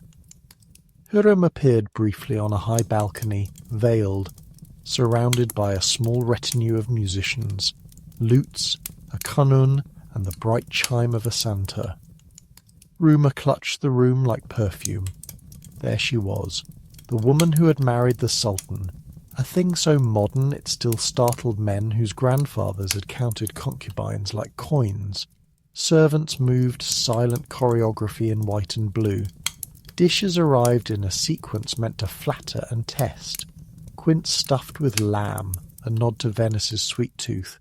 Grilled sea bass with coriander, Genoa's sea. Almond soup with saffron, Ragusa's yearning for refinement. Wine was not poured. Sherbets were rose, pomegranate, mint cold sweetness that sharpened the tongue even as it cooled it. From behind the screen, Suleiman spoke, his voice the true centre of the room. "Friends," he said, and the word rang with deliberate choice. "Welcome. Eat. Tell me of your ships and your saints, your winds and your taxes. I am a patient listener." He was. He let them talk about storms on the Adriatic, tariffs in Crete, a quarrel over pepper that had led two cousins to threaten each other with excommunication. He laughed at the right places, murmured sympathy at the necessary ones, and asked one question about bell metal that made the Venetian flinch half a heartbeat before he smoothed his face. Ibrahim saw it. He saw everything. Gisaste. As a performance within the performance. At the banquet's midpoint, the Karagos shadow players set up their lamp and screen, the leather puppets squeaking as they were arranged. Karagos the fool, Hasivat the scholar, a pompous Venetian with a long nose, a Genoese merchant who weighed money with his tongue. Laughter loosened what courtesy had tightened. The Sultan's court loved to watch its own hypocrisies rendered into shadows. Shadows, after all, could be kicked back into the trunk when the joke ended. During the second scene, an argument over a harbour chain in which the Venetian puppet tried to gnaw through leather links. Something else moved. A flicker on the musician's balcony, subtle as a pulse. Hassan saw it. A hand, the wrong hand, tilted a mirror inside a sleeve. The angle sent a thin spear of light through the lattice and out toward Galata. Hassan slid sideways, already calculating routes, eyes measuring the distance between duty and discretion. He caught the wrist as it flashed a second time. The owner of the hand hissed, tried to smile, failed. He was Marco di Rossi no longer in his warehouse, now miscast as a connoisseur of music with a jeweller's courage. The shadow play's laughter rose, hid the scuffle's breath. Hassan pressed the wrist into the rail until Bone argued. The mirror slipped free and clinked onto the carpet like a dropped coin. Below, the Venetian ambassador dabbed his lips with a napkin, every muscle prepared to be unrelated to everything. From behind the lattice, Suleiman said, "What is that sound?" Ibrahim stepped forward. "My lord, a minor discord on the balcony. Allow me to resolve it in the key of C." "Resolve it," the Sultan said, the silk in his voice wrapped around iron. Hassan brought Marco down the back stair, as if escorting a guest to a private favour. Two janissaries materialised and took positions with the humility of mountains. Ibrahim faced the Genoese. "You have been trying to talk to the dark," he said. What did it answer? Marco tried the old performance's innocence, confusion, offence, each for exactly 3 heartbeats. He chose a fourth, honesty tipped with insolence. "You Ottomans are sentimental about chains," he said in possible Turkish. "We prefer doors." A murmur, quickly smothered. "Doors open both ways," Ibrahim answered. "Chains cut only once." He took the mirror, held it up so the light from the lanterns gathered in its face and threw back a small, perfect sun. A servant dimmed a lamp and the sun died on cue. "Who were you signalling?" Marco shrugged or trembled. The two looked similar on him. "No one you can catch." "Ah," Ibrahim said pleasantly. "Then I will catch you and see who comes to redeem you." He bowed slightly to the lattice. "My Sultan—" "Take him to the arsenal room," Suleiman said. "He has looked at enough light for one night. Give him something wet and honest to hold." The Janissaries moved like a decision. The musicians resumed. The laughter poured back over the surface of the evening like oil on water. Only the ambassadors seemed to have lost their appetite. Wine without wine. It is possible to drink toasts with sherbet if the toasts are strong. Suleiman raised a glass of rosewater. To Venice, he said, who teaches the world that a city can be a country if it is rich enough. The Venetian smiled. He had practiced this smile in front of a mirror for years. Your Majesty honours us. To Genoa, Suleiman continued, who teaches the world that a country can be a ship if it sails far enough. The Genoese inclined his head, perhaps too low. And to Ragusa, said the Sultan, who teaches the world that it is possible to be a neighbour without being a nuisance. Ragusa positively glowed. Diplomacy, like trade, prefers the flattered. Then the Sultan set his cup down, and the hall chilled by a degree you would feel only if you were guilty. And to our chains, he said, smiling as if he were still toasting. Without them, we might confuse freedom with folly. The shadow players froze in unscripted stillness. The ambassadors bowed. Everyone loved the joke. No one laughed. Questions after midnight. Marco di Rossi knelt in the arsenal side room on a rug that smelled of iron. The walls held chains and anchors, hooks and nails, the whole hardware of safety and threat. Hassan stood nearby with a bowl of water and 2 cups, 1 clay, 1 tin. He poured from the bowl, filling each halfway. Ibrahim approached without hurry. He sat on a low stool as if preparing to discuss poetry. "Tell me," he said softly, "which cup do you prefer?" Marco looked from one to the other. Clay was humble, tin noisy.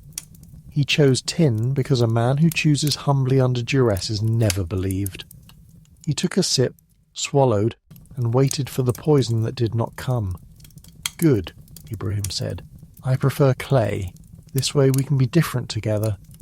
He drank from the clay cup, set it aside, and folded his hands. "Who is your bell ringer in Galata?" Marco exhaled through his nose, an apology to himself for what he would say. "A monk," he said. "Polish by accent, loves figs, hates Venice more than you do." "And who pays him?" "A name of wool," Marco said. "A Fugger agent, maybe, or a Habsburg bishop with trade ambitions. Money doesn't care which hand lifts it. The chain? Cut halfway." Marco tried a grin. "Half a sin, no? Easy to confess." Ibrahim rose. "A whole sin confessed late is better." He walked to the door, then turned back. "One more thing. Did you plan the mirror, or did someone instruct you to use it?" Marco hesitated, the most revealing movement of the night. "Instruction," he said, "from someone who knows where your prince walks." The room grew smaller. Hassan's hand slid toward the dagger at his belt before the mind behind it made the decision. "Which prince?" Ibrahim asked, though he knew. "The eldest who loves the harbour," Marco said. "He has honest eyes. Honest eyes are useful. They show where they look." Ibrahim dismissed the man with a nod that meant many things to the guards. Outside in the corridor, the Grand Vizier let the musk slip. The sea flooded his veins. If Mustafa had been marked as a line of approach, then tonight's play had more stages than one. Father and son, the banquet ended after midnight. The ambassadors left carrying praises and unreadable faces. Suleiman returned to his private chamber, where a samovar hissed like a well-mannered serpent. He poured tea he did not drink. A knock. Mustafa entered at his father's gesture, tired, clothes smelling faintly of tar. He bowed properly, then looked up and met the Sultan's eyes without challenge. "You went to Galata," Suleiman said. "I did." "And what did you find?" "Oil on the water, rope cuts on the pilings, a boy too bold to be useless. I hired divers for dusk. I left a message for the Capodan to replace the chain pins inside the wood. Suleiman nodded, hiding both pride and worry under the same lid. You move quickly. You taught me to, Mustafa said, and was surprised at the warmth in his father's eyes. Perhaps he had not expected it. Perhaps he had. Be careful where you put your speed, Suleiman said. Men who hate me will aim at you and tell themselves it is virtue. Mustafa's mouth tightened. The reflex of a soldier told to move like a courtier. If they aim at me, they will learn my name by tasting it. They already know it, the Sultan answered. That is the danger. He paused. Walk with fewer shadows at your heels. Choose 2 men whose loyalty is slow. The slow kind lasts. Mustafa bowed again, deeper, this time with understanding. He left carrying the shape of caution like a new blade, aware it could cut both ways. When he had gone, Hürrem stepped from the adjoining room, the movement of her veil as quiet as advice. She set a folded paper on the table. A note reached me, she said, delivered in the lining of a basket of figs. Suleiman opened it. A single line. When the bell rings wrong, look closer to home. No signature, only a pressed smear of purple as if from a ring not wiped clean. He looked up at her. Home, he repeated. She met his gaze without blinking. The palace has more doors than the city. Who sent this? A woman who owes me a kindness, Hürrem said, and expects one in return. What does she ask? To live long enough to regret it, she said simply. Suleiman set the note by the lamp, and the flame made the ink pulse like a wound. Ibrahim alone. In his own quarters, Ibrahim dismissed his servants and leaned against the cool stone. The day slid through him like a long blade pulled gently back out of flesh. He was not bleeding, he was simply aware of the cut. On the table lay 2 things, Marco's mirror and an old shell from Parga he kept in a small dish. He held one to each ear in turn, smiling at his own foolishness. The mirror said nothing, the shell said the sea. He considered Mustafa, brave, loved, young enough to forgive the world its logic. He considered Hürrem sharper than rumour, kinder than slander, ambitious the way survival is ambitious. He considered Suleiman, who could turn patience into a weapon and poetry into policy. Then he considered himself and found no verdict he liked. A soft rap at the door. Hassan slipped in, bowed, and produced a small cloth pouch. Inside, a ring. Gold, set with a sliver of purple stone. The underside was crusted with wax the colour of spilled wine. Taken from whose hand? Ibrahim asked. Not a hand, Hassan said. A rope near the Galata bell tower. The ring was tied there, as if it had been used as a stamp and was drying in the wind. The rope, cut cleanly after.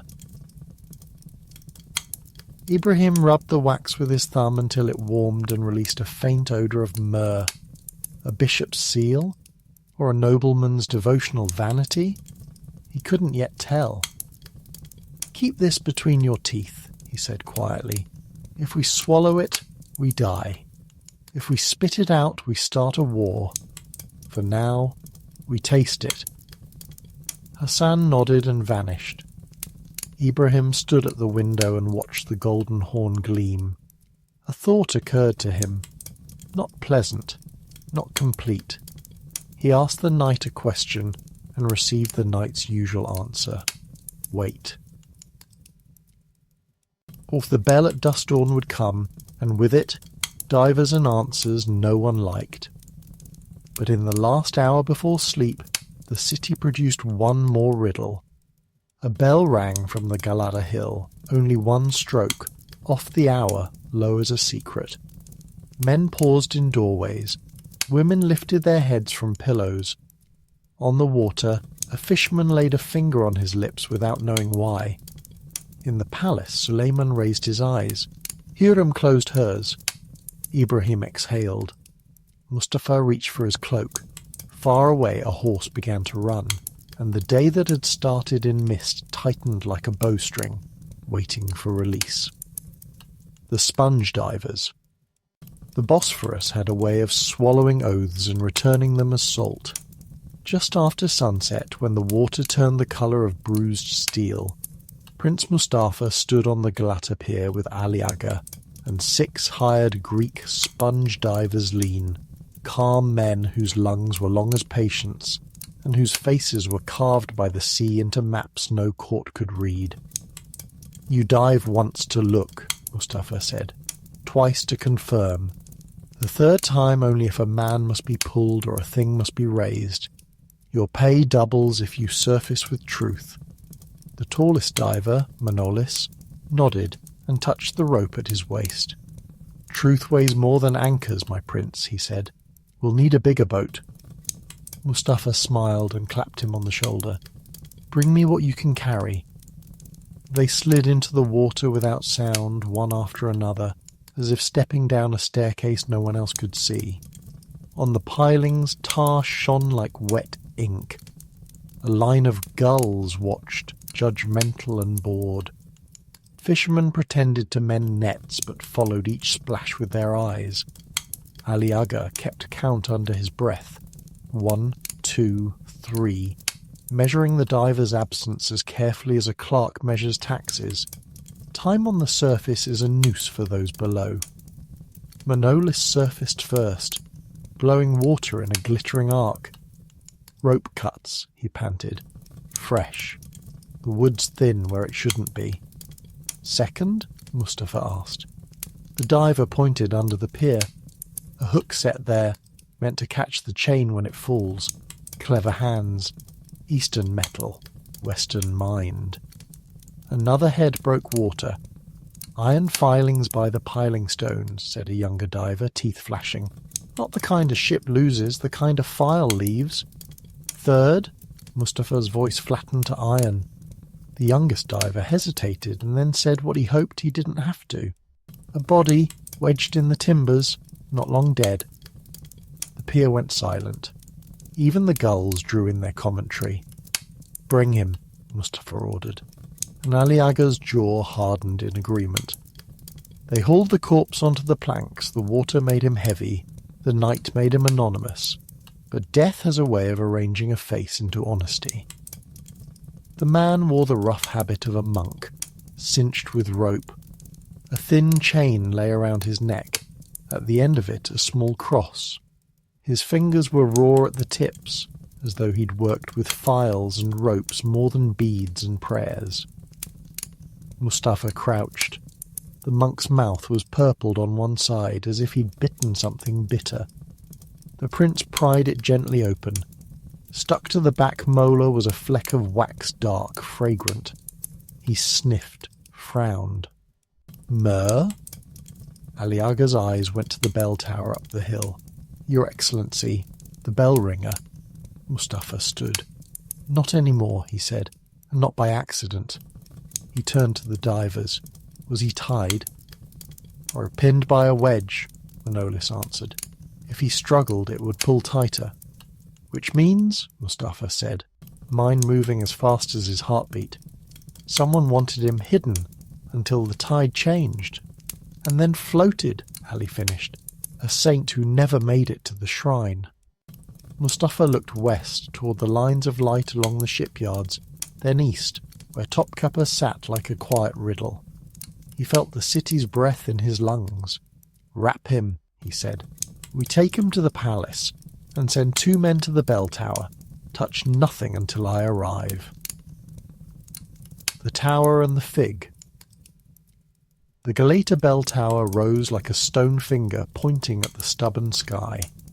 At its base, a narrow door wore a black iron doorknob polished by the hands of centuries. The guard stepped aside for Mustafa and Ali. Inside, the stairwell coiled tight as a serpent. Midway up, a rope dangled, freshly cut. They reached the belfry. The air smelled of tin and pigeons. The great bell loomed, a bronze moon with a mouth. On the inner rail, a small plate lay under a folded piece of cloth. Mustafa lifted the cloth. A fig, halved. Its flesh glistened in the last of the light. "Polish," Ali murmured. "The spy's sweet tooth." Mustafa nodded, eyes scanning. In the mortar along the window slit he saw something glint. He dug carefully with the tip of his dagger and freed a ringgold, set with a shard of purple stone, wax clinging to its belly like dried blood. The same myrrh-scented wax Hurrem's note had warned about. "Someone stamped letters with this," Mustafa said. "Sealed lies as if they were prayers." On a rafter's beam, neatly coiled, hung a mirror the size of a man's palm, its back painted black. The angle was perfect for catching late sun and throwing it across the water. Mustafa weighed the mirror in his hand.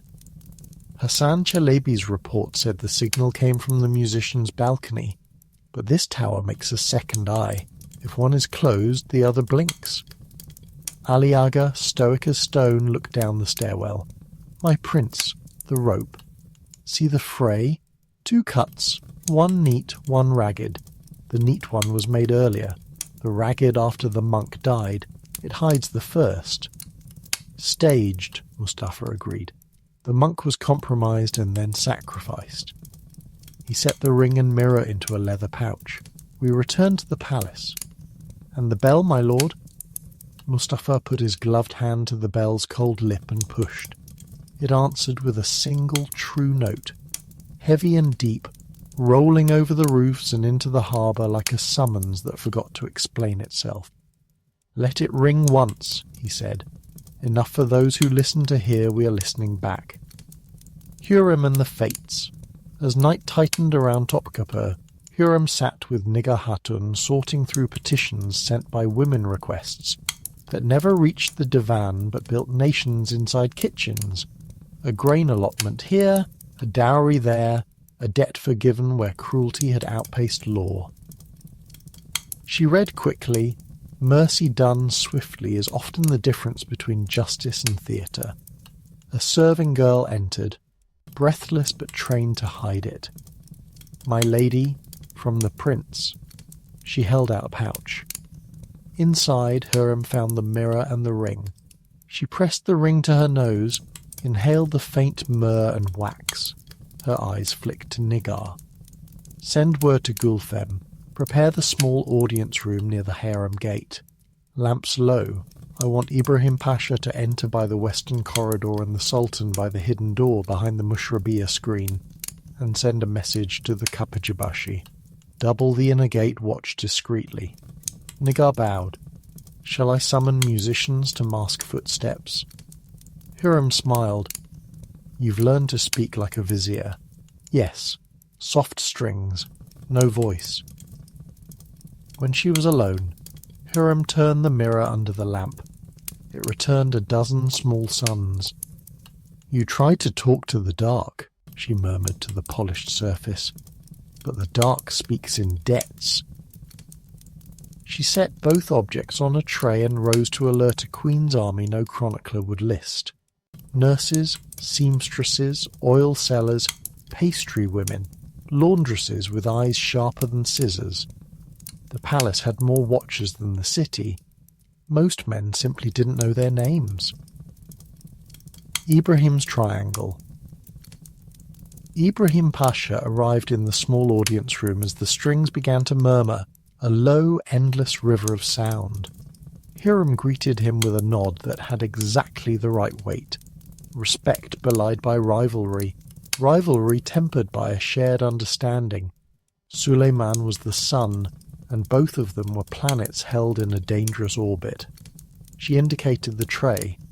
From Galata, Ibrahim examined the mirror first, then the ring. "Myrrh-scented wax," he said. "Church seal, not Venetian too pious, not Genoese too pragmatic, Hungarian or imperial." "Or someone who wants us to think so," Hurrem returned. "If I needed to blame a bishop, I'd perfume my lies with church." The screen behind them whispered open. Suleiman stepped through, alone, his face grave but alive, the look he carried when holding 2 contradictory truths at once. What did the sea give you? He asked. Hurrem inclined her head. A mirror, a ring, and the suggestion that God's men enjoy figs. Ibrahim set the ring on a silk napkin and gently pressed. The wax softened, released detail. A tiny design rose, a hand raised in blessing, and beneath it a splayed lily. Manus Dei, Ibrahim said. A bishop's device. The lily, Estergom, or perhaps a noble house under the archbishop's patronage. Suleiman's eyes cooled. Ferdinand's reach, then. Or his bankers, Hurrem said. The fuggers wear rings as readily as bishops, and they buy piety by the barrel. Suleiman considered. If I strike at a bishop today, I start a sermon that lasts a century. If I strike a banker, I start a fire inside a vault. His gaze moved between them. Neither is a mistake, but timing matters. Ibrahim bowed. Then let us pull a smaller thread first. The warehouse man, Marco di Rossi, named a monk and hinted at another hand. The monk is dead. Marco lives. Allow me to use him until he has nothing left but the pity he denies. Suleiman nodded. Do it, but not in the usual room. Take him to the glassworks. Men talk faster when they watch heat change sand to a blade. He turned to Hurrem. You put the palace on its toes without letting it tip. Thank you. She lowered her eyes in acknowledgement and did not smile. That was her power. To accept praise as if it were a debt paid on time. The glassworks interrogation. The glassworks sat at the palace's edge, by the slope down to the sea, a place of furnaces and breath. Inside, the night glowed orange. Rods slid molten bulbs from mouths of fire like fishermen teasing strange bright creatures from a cave. Marco di Rossi stood bound but upright, sweat slicking his temples.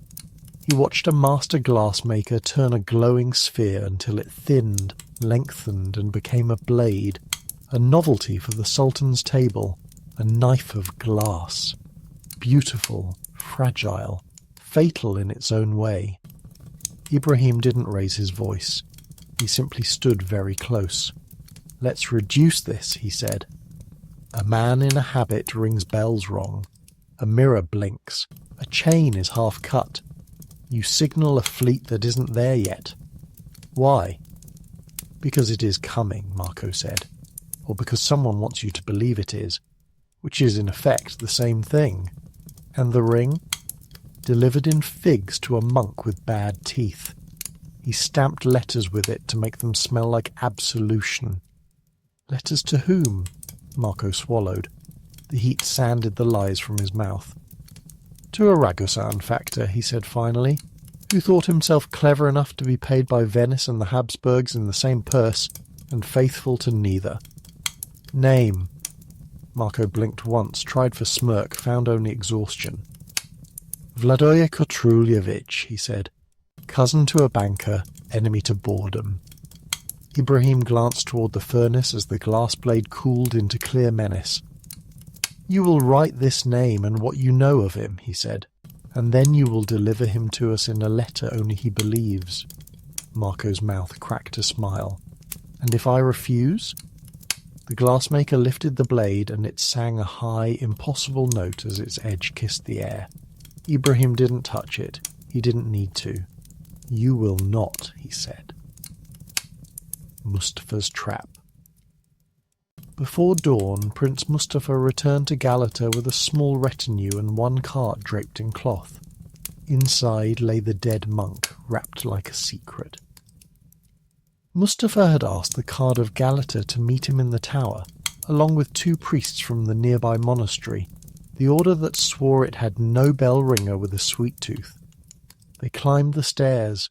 The Qadr's face was a ledger impassive, lined, ready to be balanced. One priest, thin and pale, looked nauseous with fear. The other, older, carried worry the way sailors carry scars too familiar to name. Mustafa drew back the cloth. The priests inhaled as if stabbed by truth. The older priest crossed himself. He is ours, he said. Brother Alexei. He came 2 months ago from the north, speaking Polish and gratitude. We gave him bells. He gave us accounts in order. And figs? Mustafa asked, watching their eyes. Figs, the younger admitted, trying bravado. He loved them. Mustafa nodded, and Ali Aga lifted the monk's hand. Under the fingernails, iron filings and black wax. He handed the priest the mirror recovered in the rafters. Recognize this? Silence. Then the older priest looked at the mirror as if it were a relic of a saint he had never liked. We do, he said. It is the kind travellers sell by the harbour, but this one we did not buy. Someone placed it here, Mustafa said. Someone with a key, or a habit of climbing where God does not bother to watch. The Kada spoke finally. The law cares how as much as who. Who had access? The older priest did not turn his head to answer. To turn might have given the guilty direction. Brother Petar, he said softly. He kept the roof. He told us Alexei snored and that he would watch the bell at nights. We thought it piety. It was schedule. Mustafa looked at Ali. Bring Petar. But Petar had already decided that confession without an audience is a waste. He was gone, along with a small sack of coins and a ring mark burned onto his palm, the mirror of the ring found in the tower. South Gate, Ali said. If he runs downhill. They were in the street in breaths. The city was only beginning to wake. Bread carts rolled like small moons. Cats performed their governance. Down the hill, a figure in a dark habit moved too quickly to be innocent. Alive, Mustafa called, and his men sprinted, slippered feet silent on stone. Petar darted through a side alley and came out into a spice market where vendors were lifting shutters. He shoved past a stall. Saffron burst in the air like a powdered sunrise. A butcher lifted his cleaver, thought better of it, lifted a prayer instead. Petar reached for a waiting horse. Not his, the kind of horse left in the wrong place for the right man. Ali Aga hit him at the knees like a lesson. Both went down. Mustafa arrived a blink later, hand closing on the monk's shoulder with royal mercy. Iron before compassion. Petar, Mustafa said, using the name the man would abandon if allowed. You carry a ring scar. Whose hand? Petar trembled. A Ragusan, he spat. A man named Vladoye who said the world is made by letters and letters are made by seals. And what did he ask of you? To move time, Petar said, wild-eyed. To ring wrong and make men look the wrong way. Toward the tower, Mustafa said softly. Away from the water. And away from the prince who loves the harbour, Ali added, because his duty was to say the thing that hurt. Mustafa's face did not change. Inside, something much older than injury, something like understanding settled. If the trap had teeth for him, the teeth had been measured. Bind him, he ordered, gently. Piety is no shield, but neither is it a target. The Slion's mercy. The sun lifted at last. A copper coin God threw back to the city. Mustafa delivered the monk and the corpse to the palace, where Ibrahim already waited with Marco's letter, a baited invitation, instructing Ragusan Vladoje Kotrulievich to meet at a warehouse near the Balat quarter before noon, to collect maps and settle accounts. Suleiman stood in the small council chamber, the three of them forming a triangle no enemy could enter without bleeding. Mustafa, the Sultan said, you have walked through a net and brought back its maker. Not yet the maker, Mustafa answered, only the knot. Good, Suleiman said, and for an instant pride walked onto his face before duty pushed it back behind the curtain. We will untie it slowly. Knots tell you who tied them. He looked at Ibrahim. Set the warehouse. Walls of ears. Hands that act when I blink. And if he brings friends? Ibrahim asked. Friends are what a guilty man calls witnesses, Hurrem said from the doorway. arriving like a decision. Let him bring witnesses.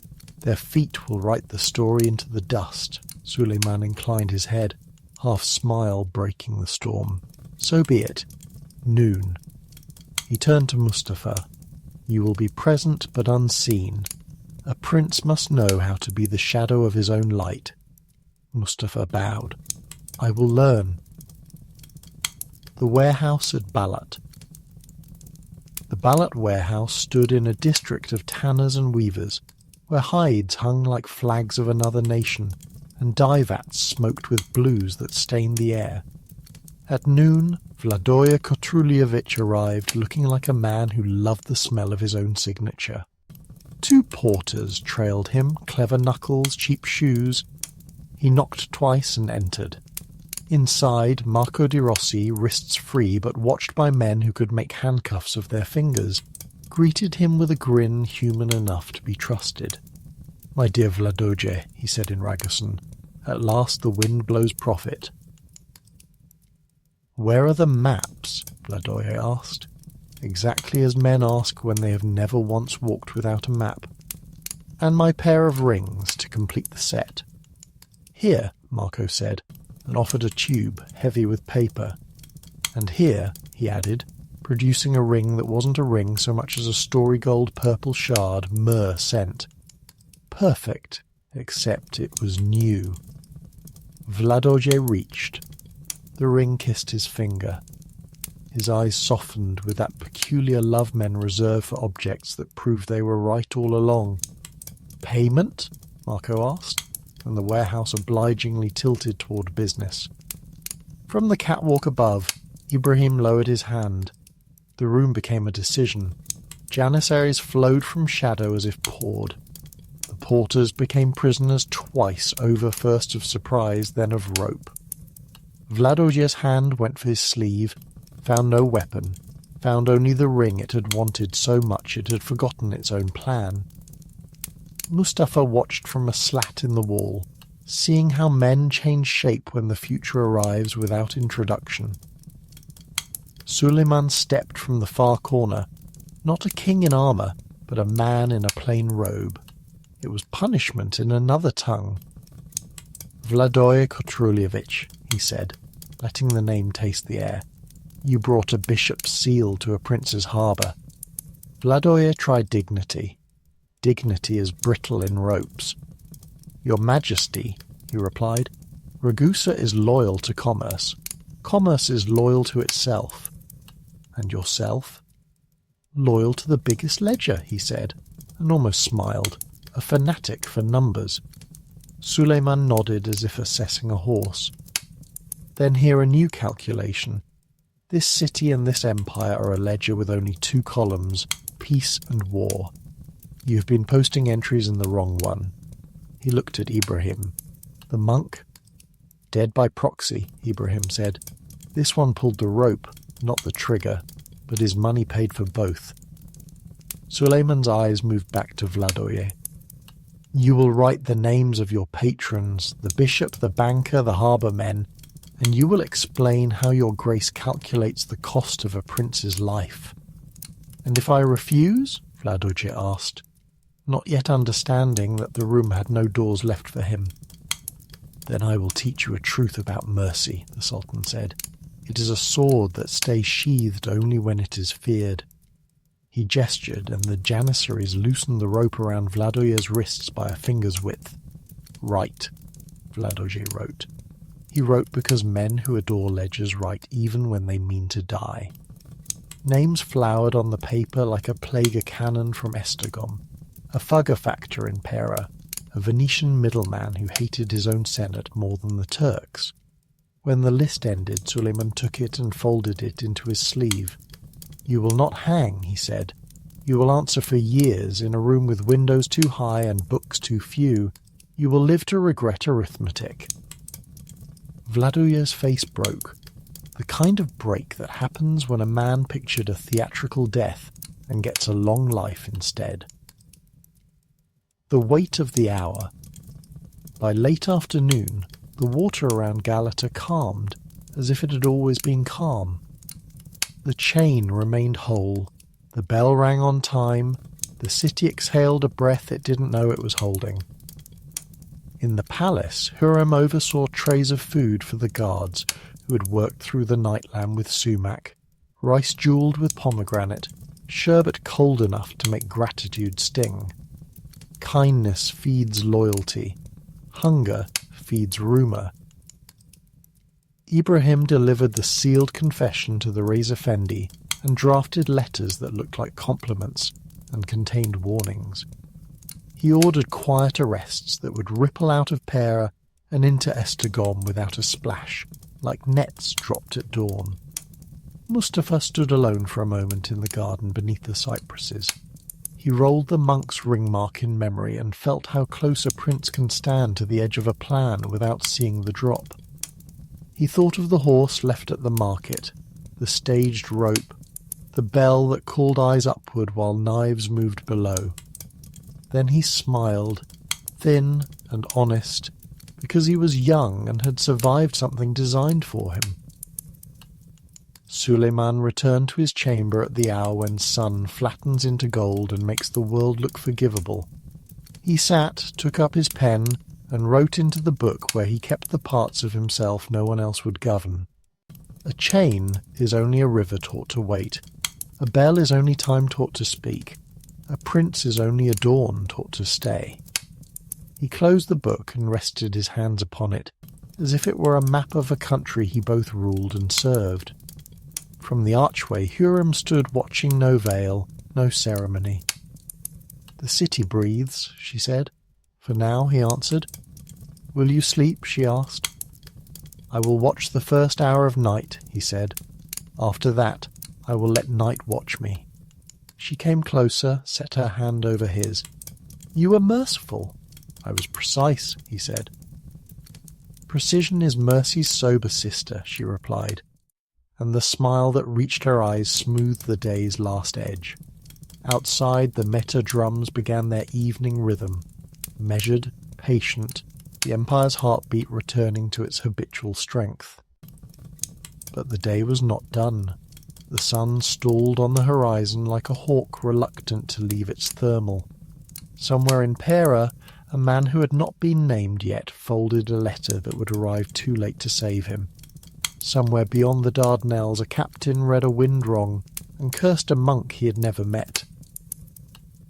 And somewhere inside the palace, an old friendship leaned toward a question it had avoided for years. The bowstring of the day had loosed one arrow and hit. Another was already knocked. The morning after. Calm dawn entered Topkapi softly, as if apologizing for what it had witnessed the day before. The sea glowed pale, and the gulls returned to their endless arguments. For the first time in a week, the palace exhaled without flinching. But peace is only silence waiting for a story to restart. Inside the Hall of Justice, Ibrahim Pasha signed decrees with his usual calm, yet every brushstroke felt like a disguise. The Ragasan plot had been crushed, yes, but it had left traces, questions, and the faint smell of betrayal too close to home. He had caught the foreign hand, but whose hand had opened the door for it? Across the courtyard, Hurrem Sultan walked among the plane trees, veil lifted to the early light. Her steps made no sound, yet every servant within sight lowered their eyes. The harem respected two things, affection and fear. Hurrem commanded both. At the far side of the garden, a small boy knelt beside a fountain Prince Mehmed, her younger son. He floated walnut shells with paper sails in the basin, murmuring to them as though giving orders to a fleet. "Where is your brother?" she asked. "With the Janissaries," Mehmed said, not looking up. "They let him ride their horses. They say he shoots like lightning." Hurrem smiled thinly. Lightning burns what it touches. The Janissary barracks down near the old Byzantine walls, Prince Mustafa rode among the Janissaries, his bow slung at his shoulder, his horse's hooves raising dust that smelled of iron and hay. The men cheered as he passed. Not the false clapping of courtiers, but the raw rhythm of soldiers greeting one of their own. "Show us your aim, Prince," one shouted. Mustafa grinned and drew his bow. The arrow whistled, split a melon at 50 paces, and pinned its rind to a post. Laughter rolled through the yard. "Allah's truth, he is his father's son," said Kara Ali, a sergeant with arms like siege columns. Mustafa dismounted, laughing with them. For a moment he was not a prince but a comrade, a man of sweat and skill, not gold and caution. Then a murmur crept through the ranks. A courier entered, bowing low. "From the palace," he said, offering a sealed note.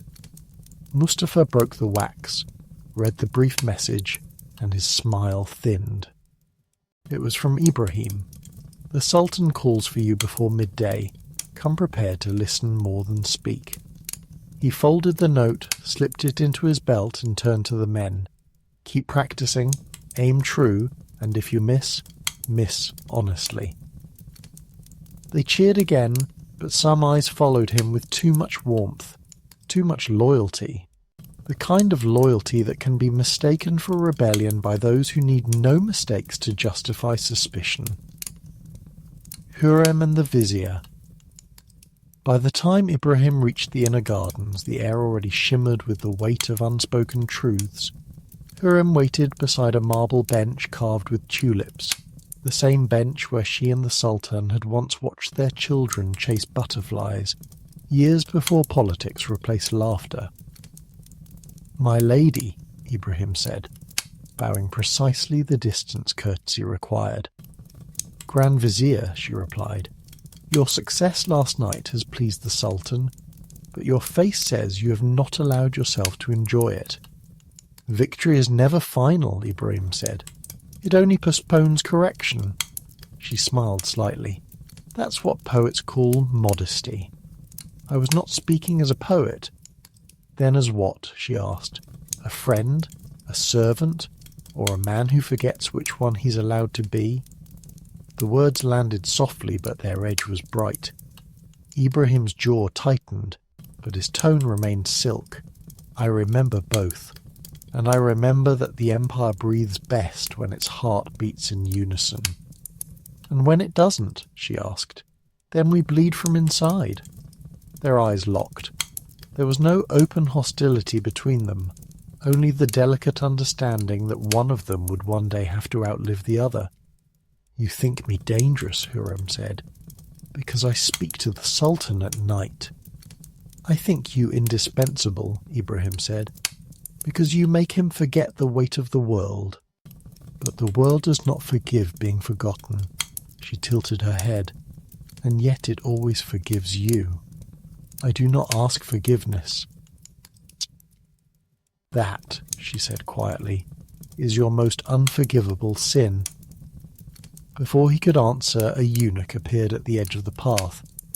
"The Sultan calls for you both." The Sultan's table. Suleiman sat in his private chamber with maps spread before him. Hungary, Persia, the Mediterranean. Lines of ink connected cities like veins on a palm. The empire was still vast, but he could feel the pulse slowing in its extremities. When Hurrem and Ibrahim entered, he looked up, weary but alert. "We have cut one route," he said. "Now we must see how deep the others go." He pointed to a mark on the map. "Venice sends envoys of peace, while selling cannons to my enemies. Persia writes of brotherhood while sharpening its borders.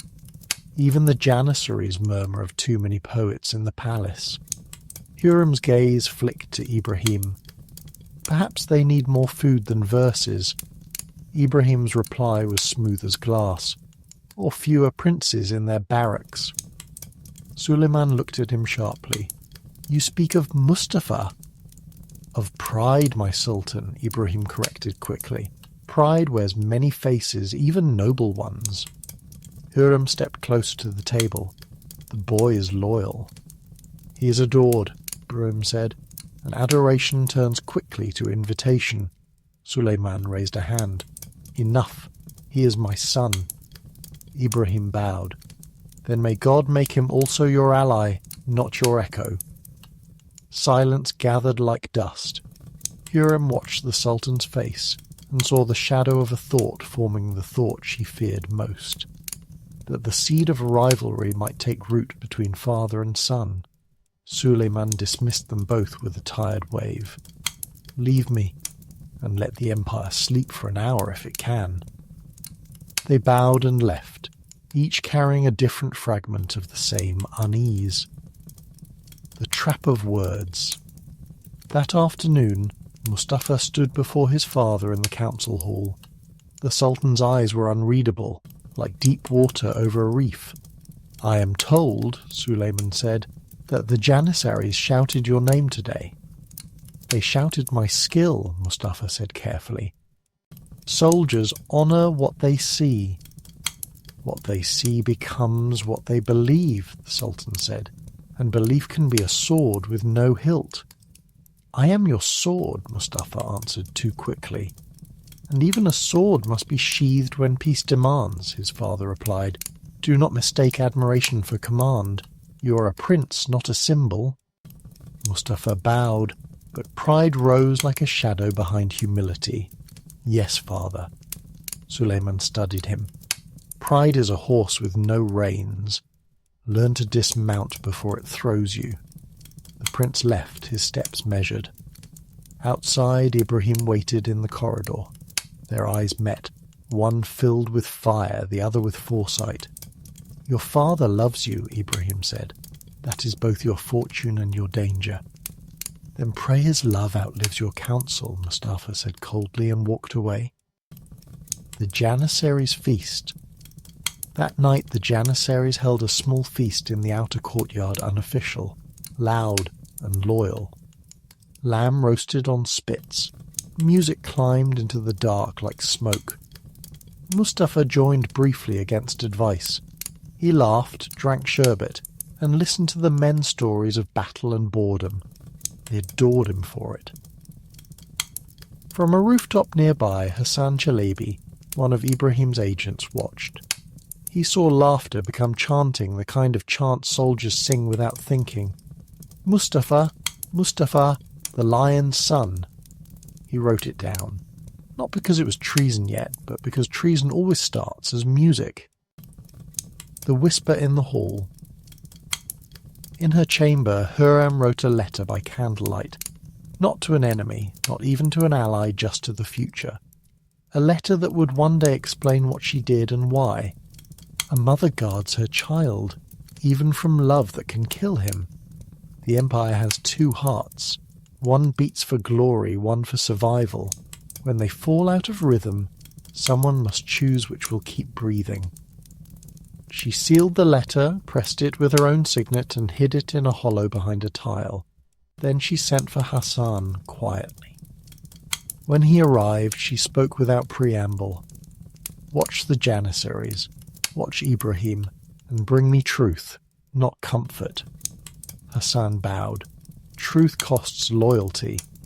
Then pay it, she said. Ibrahim and the shadow of the cross. Near midnight, Ibrahim walked alone through the imperial treasury hall, its lamps dim to gold. The ring taken from the munket's wax, now hardened into history, lay on a tray. He picked it up and studied it again. In the reflection of its gem he saw his own face, tired, certain, aging beneath loyalty.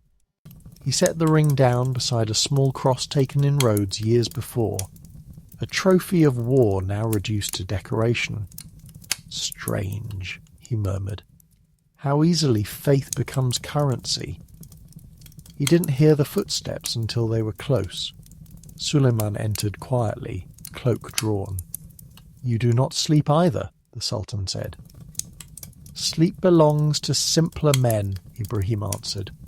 They stood together, looking at the objects that told the story of conquest swords, gems, scrolls, each a memory polished by blood. Do you trust her? Suleiman asked suddenly. Hurrem? Yes. Ibrahim hesitated. I trust her love for you, and fear it. Suleiman nodded. Then we share the same prayer. The Dream of the Lion. Just before dawn, Suleiman returned to his private chamber. He knelt for the first prayer, then remained on the carpet, eyes open to the faint light. The empire was quiet again, but quiet was never peace.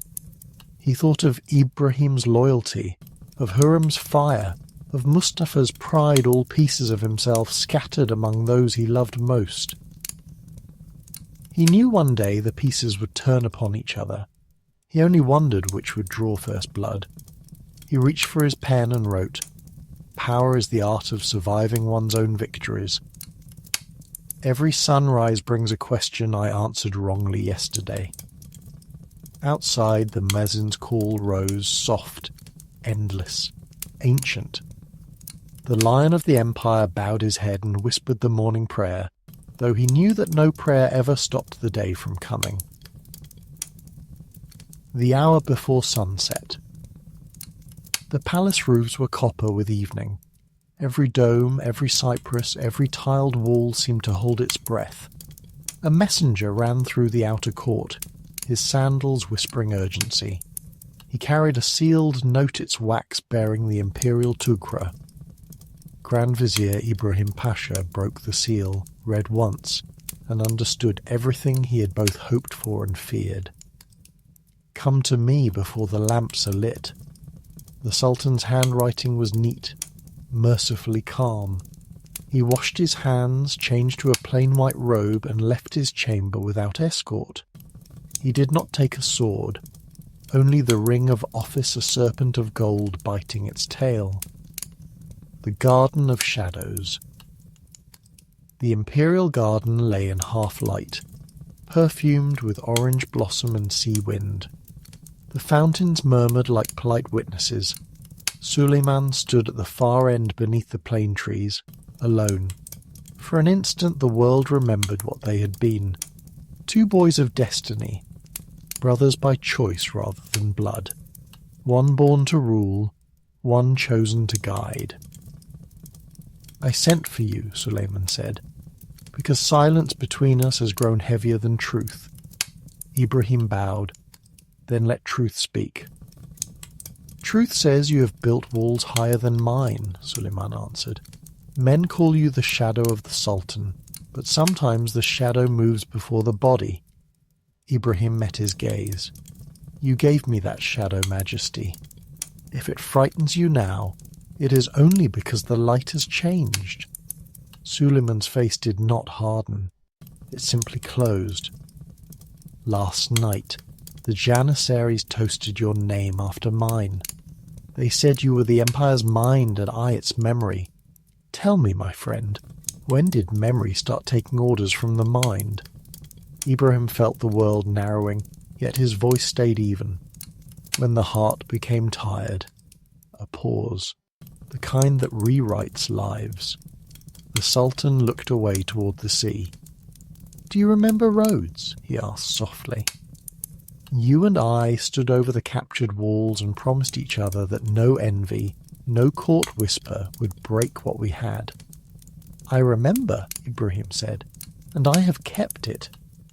"Then why do my own spies bring me your seal on letters to the Persian envoy?" Ibrahim flinched, not from guilt but from inevitability. "Because peace needs a whisper where war would roar. I wrote to delay their swords, not sharpen them. Without my word, with your safety in mind." The Sultan turned back, eyes now gold in the last light. A ruler kept safe by secrets is already in danger. The witnesses, from behind a lattice of cypress trunks, Hurrem watched with a stillness learned from survival. She had not planned this meeting, yet she had known it would come. Fate only borrows the hands of those who have been waiting. When Ibrahim bowed again, she saw the old tenderness return to Suleiman's face for the briefest instant, then vanish like breath on glass. The decision had already been written in the day's first line. The evening merely read it aloud. Two eunuchs approached at a gesture. Their steps made no sound on the gravel. Ibrahim understood before they reached him. He straightened, and the garden around him became suddenly holy, suddenly simple. "I have served you as a mirror," he said. "If the reflection offends, break the mirror, but remember, the face will remain." Suleiman's lips moved, perhaps to bless, perhaps to apologize, but no sound crossed the distance. He turned away.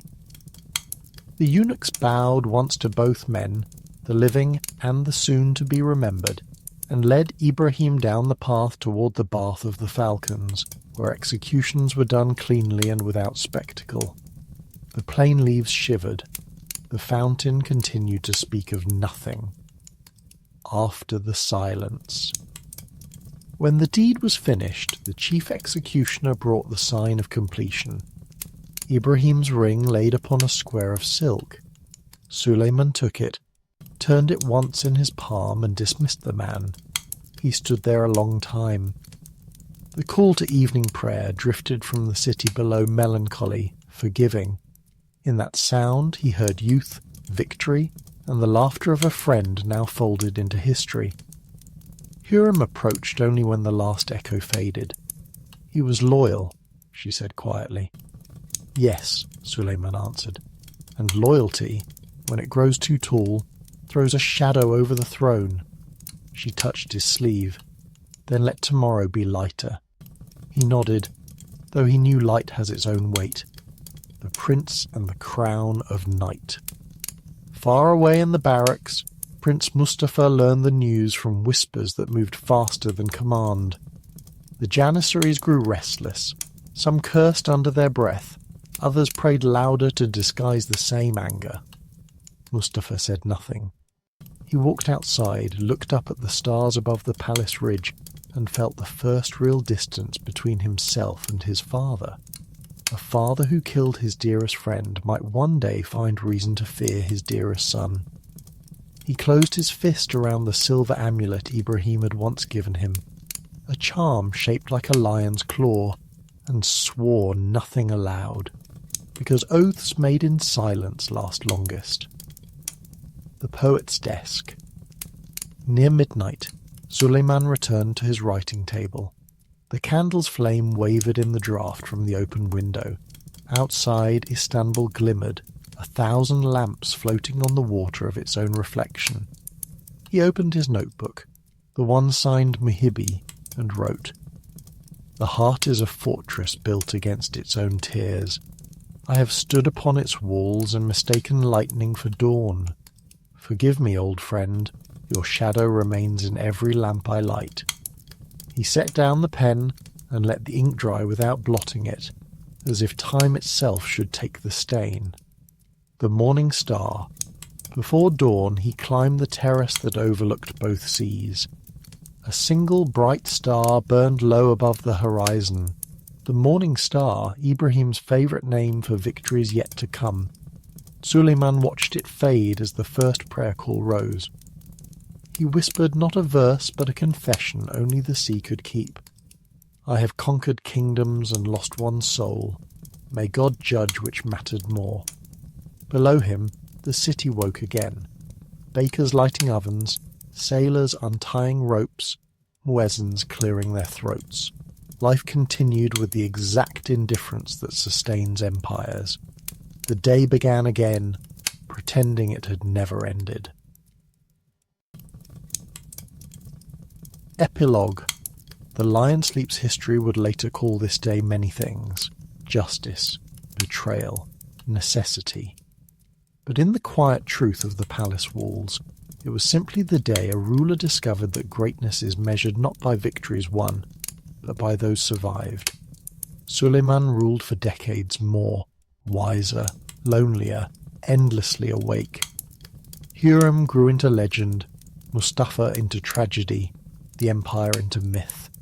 And somewhere in the archives of time, a line of poetry remained unsigned, a secret signature shared between two souls who had once believed they were one. When the sun sets, it does not die. It waits beneath the sea for the courage to rise again,